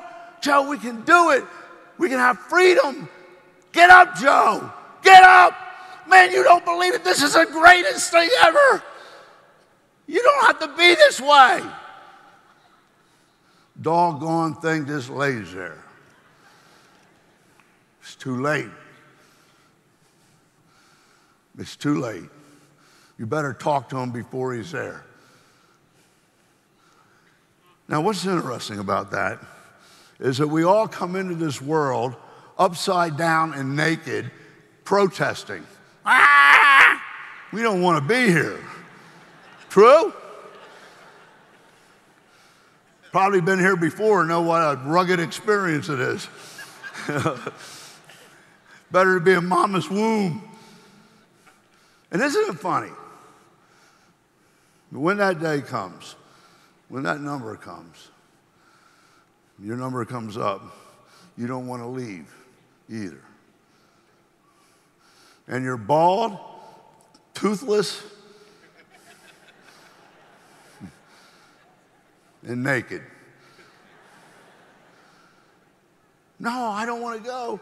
I have unfinished things. I haven't said goodbye to my family. Doesn't matter. Your time's up. Because you're only given so much time. Well, you don't need to go to the graveyard.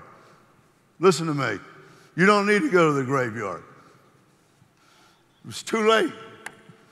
You should go, though, to feel and understand this, because then maybe you'll do something with your life right now. You can go to any little podunk town in America with all the little picket fences, just like tombstones with a number, all the little houses alike, and you live across the street. And you have decided that's not going to happen to you. So you're in there and you're starting a business and they're watching out the window of people coming and going and you're carrying boxes out. They say, what are they doing? They must be in something illegal. You know? They never cared before. All of a sudden, they see your missus going out to Moto's meetings. They say, look at that. She's all dialed up. She must be working. Isn't that funny? So you take a vacation and you send them a postcard. I look at them show-offs. They're in Saint-Tropez. They can't do that. All of a sudden, there's a new car in your driveway. I don't know, what is that? What is that? They must be doing something illegal to be able to afford that. Nobody can get that. All of a sudden, there's a little sale sign on that house. And you're moving. They can't do that. They can't leave here. That's not right. How can they do that? So concerned about your life. Isn't that the truth? And you're so worried about what your friends think and your neighbors think, aren't you? Admit it. It influences you. You know? So let me ask you something. Your number comes up, and you're a good friend that has influenced you in the business to do less. But you've been friends for life. And your number comes up, and you got to die. you're going to go. You're not finished. You didn't hit the next level yet. You have your to-do list. You were going to send your kids to school. Important things. Joe, I can't go right now. I've been your friend my whole life. You've been my best buddy. I need just one favor. Will you take my place? Will you take my place? Is he going to take your place?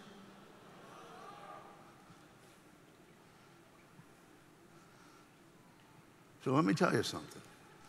If Joe won't die for you, your good friend won't die for you. Now that it's time to live, don't let him live for you either. That's the message. That's the message. I'll tell you one thing. We live more in a year than most people live in a lifetime. We pack it in.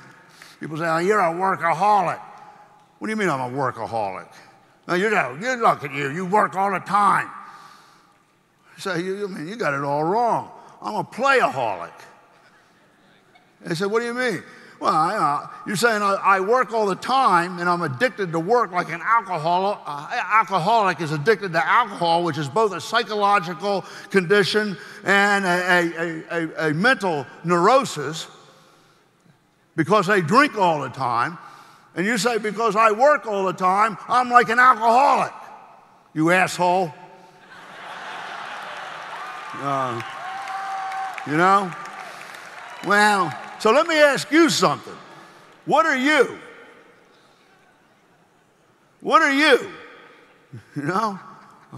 I think that you might be a dumbaholic, because you're dumb all the time. Or maybe it's a chilling alcoholic. I'm chilling. Or maybe you're a do-nothing alcoholic, because you do nothing. You know, I used to be a wild man in South Beach for a few years, you know, living it up.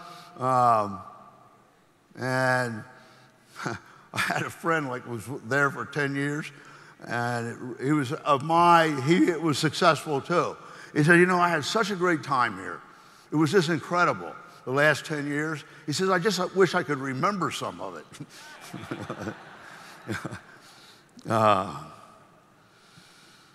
So I'm a playaholic because, you see, work and play dissolve into each other because I have a digital office and we go all around the world. I'm with my family and we're always working, but it's really play and we love it. I love what I do. I mean, so what's going to happen is, you know, life races by. I mean, at some point, you have to decide if you're going to get into wheelbarrow. I'm wondering, did you get into wheelbarrow this weekend? Hey, listen, it's a big difference believing and actually getting into wheelbarrow. And you know the story about Niagara Falls and the first guy when first televised show walked across Niagara Falls with a wheelbarrow full of bricks. That had never been done before. When we got on the other side, he dumped it out. And the press was all cheering and, you know, excited. He says, do you think I can do it again? Do you believe I can do it again? Do you really believe? Yeah. Dumped it out, said, get in the wheelbarrow. We're going back across. See, that's the difference between saying you believe and actually really believing. Do you really believe? You know? So, last two conventions ago, I walked across a simulated Niagara Falls about 30 feet up in the air with a wheelbarrow full of bricks and got across. I did not know if I could do it, but it was to prove that you got to believe.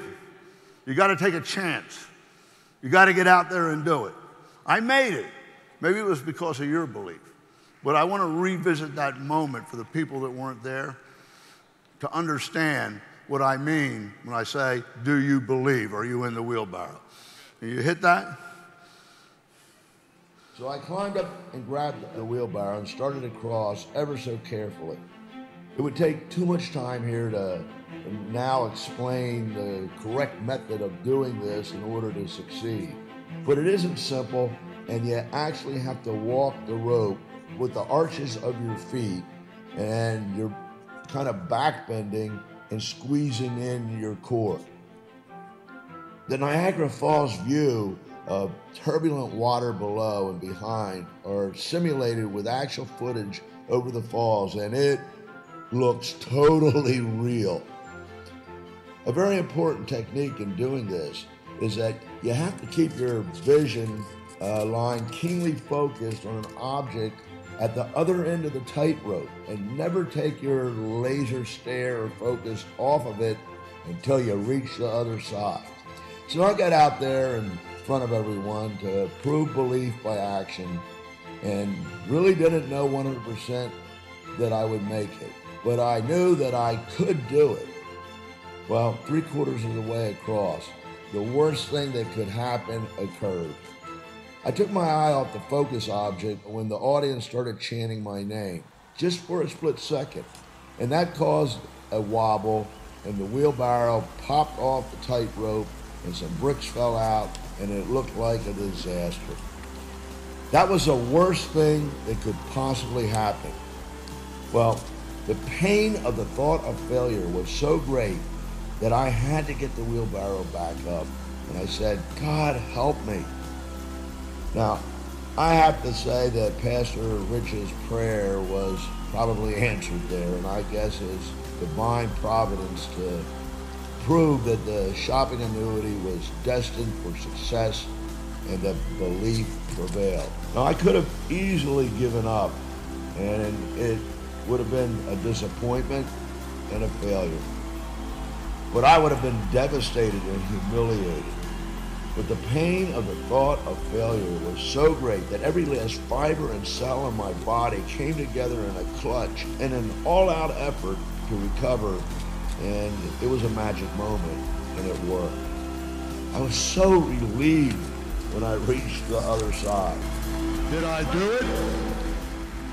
Do you believe I can do it again? Then, of course, I completed the metaphor by asking you if you thought we could do it again, and if you were in the wheelbarrow with me. First, you all screamed out yes, and then Elizabeth Weber symbolically got in the wheelbarrow, who actually did it in real life with the shopping annuity, and that was demonstrating belief in action.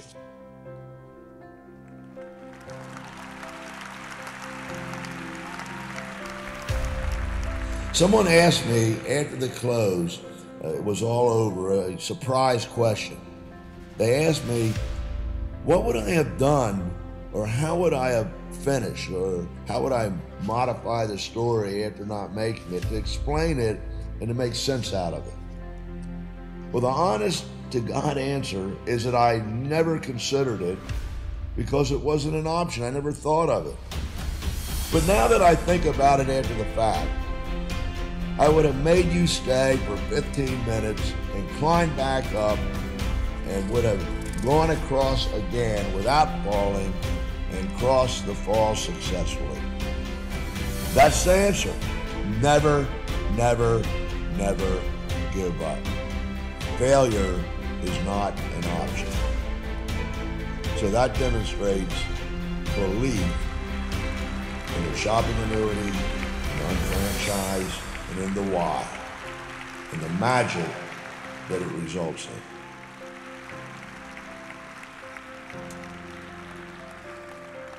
So if you believe, I want you to get in the wheelbarrow with me. Can you do that?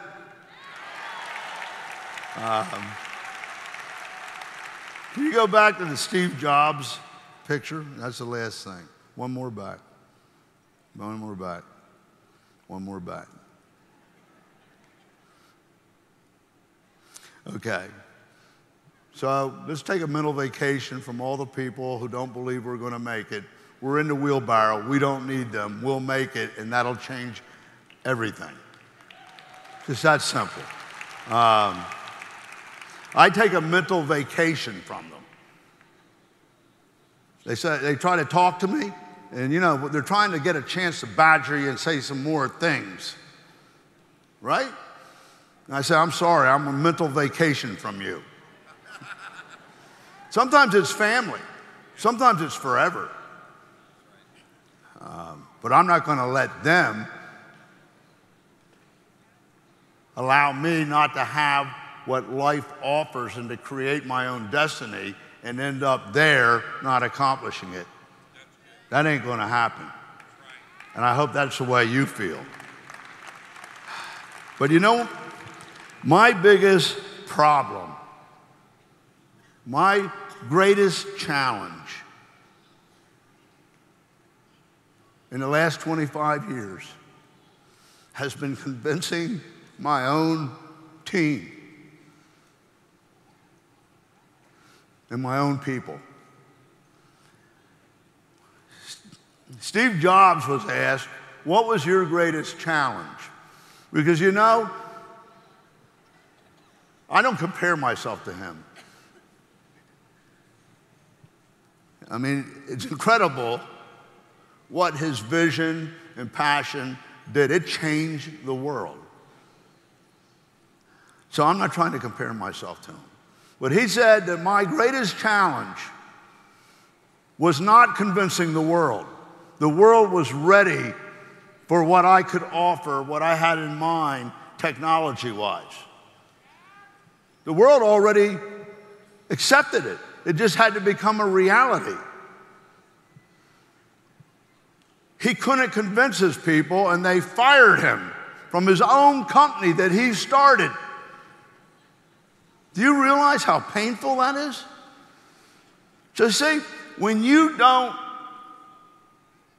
get in a wheelbarrow, I've been fired.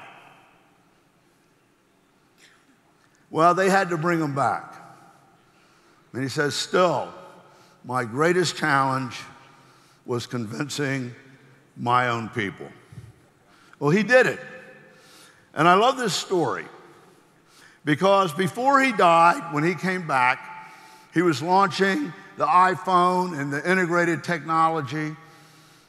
And just like the shopping annuity, it didn't work that well in the beginning. So all of the IT world and the press were there. And the iPhone was not where it had to be to present. So he told them, I want you to hardwire it the way it's supposed to work, and I'm going to show it. So he got up in front of those people and showed them what the iPhone would be like. But he didn't tell them that it wasn't already like that. Sounds like the shopping annuity.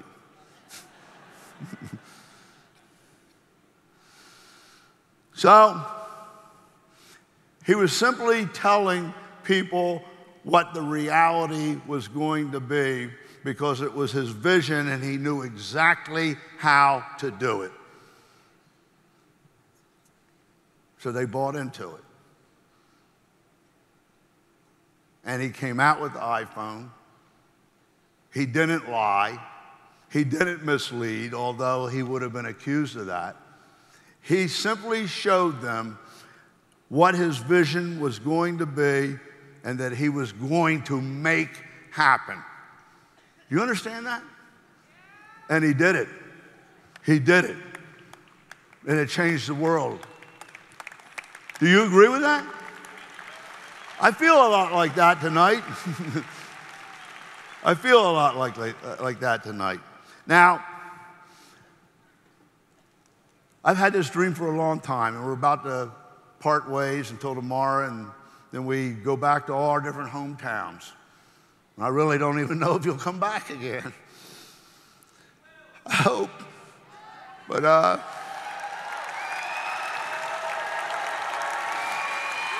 you know, I think I'm not getting religious on you, I'm just using a historical story. But to me, things like this in life are a lot like the story of Moses leading the people to the promised land. Because we're all looking for the promised land. We're all looking for that type of freedom, that type of financial independence. what we deserve. So for 30 years, he led them through the desert. We're only 5 years short. And they followed. And there was all types of trials and tribulations and tests, right? And he got to the Jordan, and he went up to the mountain to get the instructions, and he died. He died. He never crossed the Jordan. He never got to the promised land. And so God said to Joshua, Moses is dead. Cross the Jordan.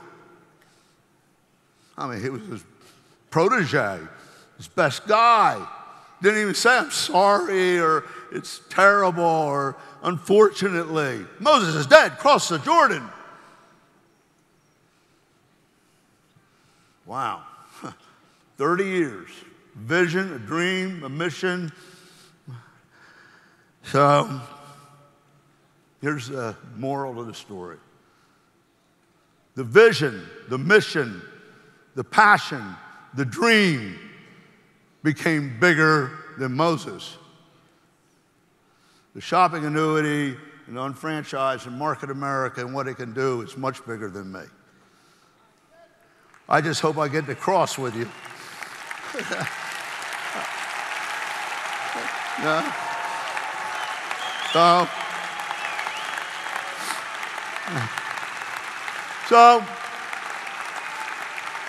I wanted you to know I failed tonight. I didn't keep it to the time I wanted. But we're done. You can breathe. But when you come here, it truly is a magic moment for me. So we're at that point where we have to just kind of feel something. We are all here tonight. That's a big statement. You realize how difficult it is to get this many people to believe in something enough to spend the money to come and stay for 4 days or 5 days? That is pretty incredible. But we are here for a reason, right? We are here to free ourselves and to free the world and to change the world. We are here. And I want to bring up this group of my incredible team that believed and, put up with 25 of these 3-hour speeches. Because we are here. We are here, guys. We're alive in this moment. Ladies and gentlemen, thank you for joining us at Market America's 25th anniversary or 25th annual International Convention.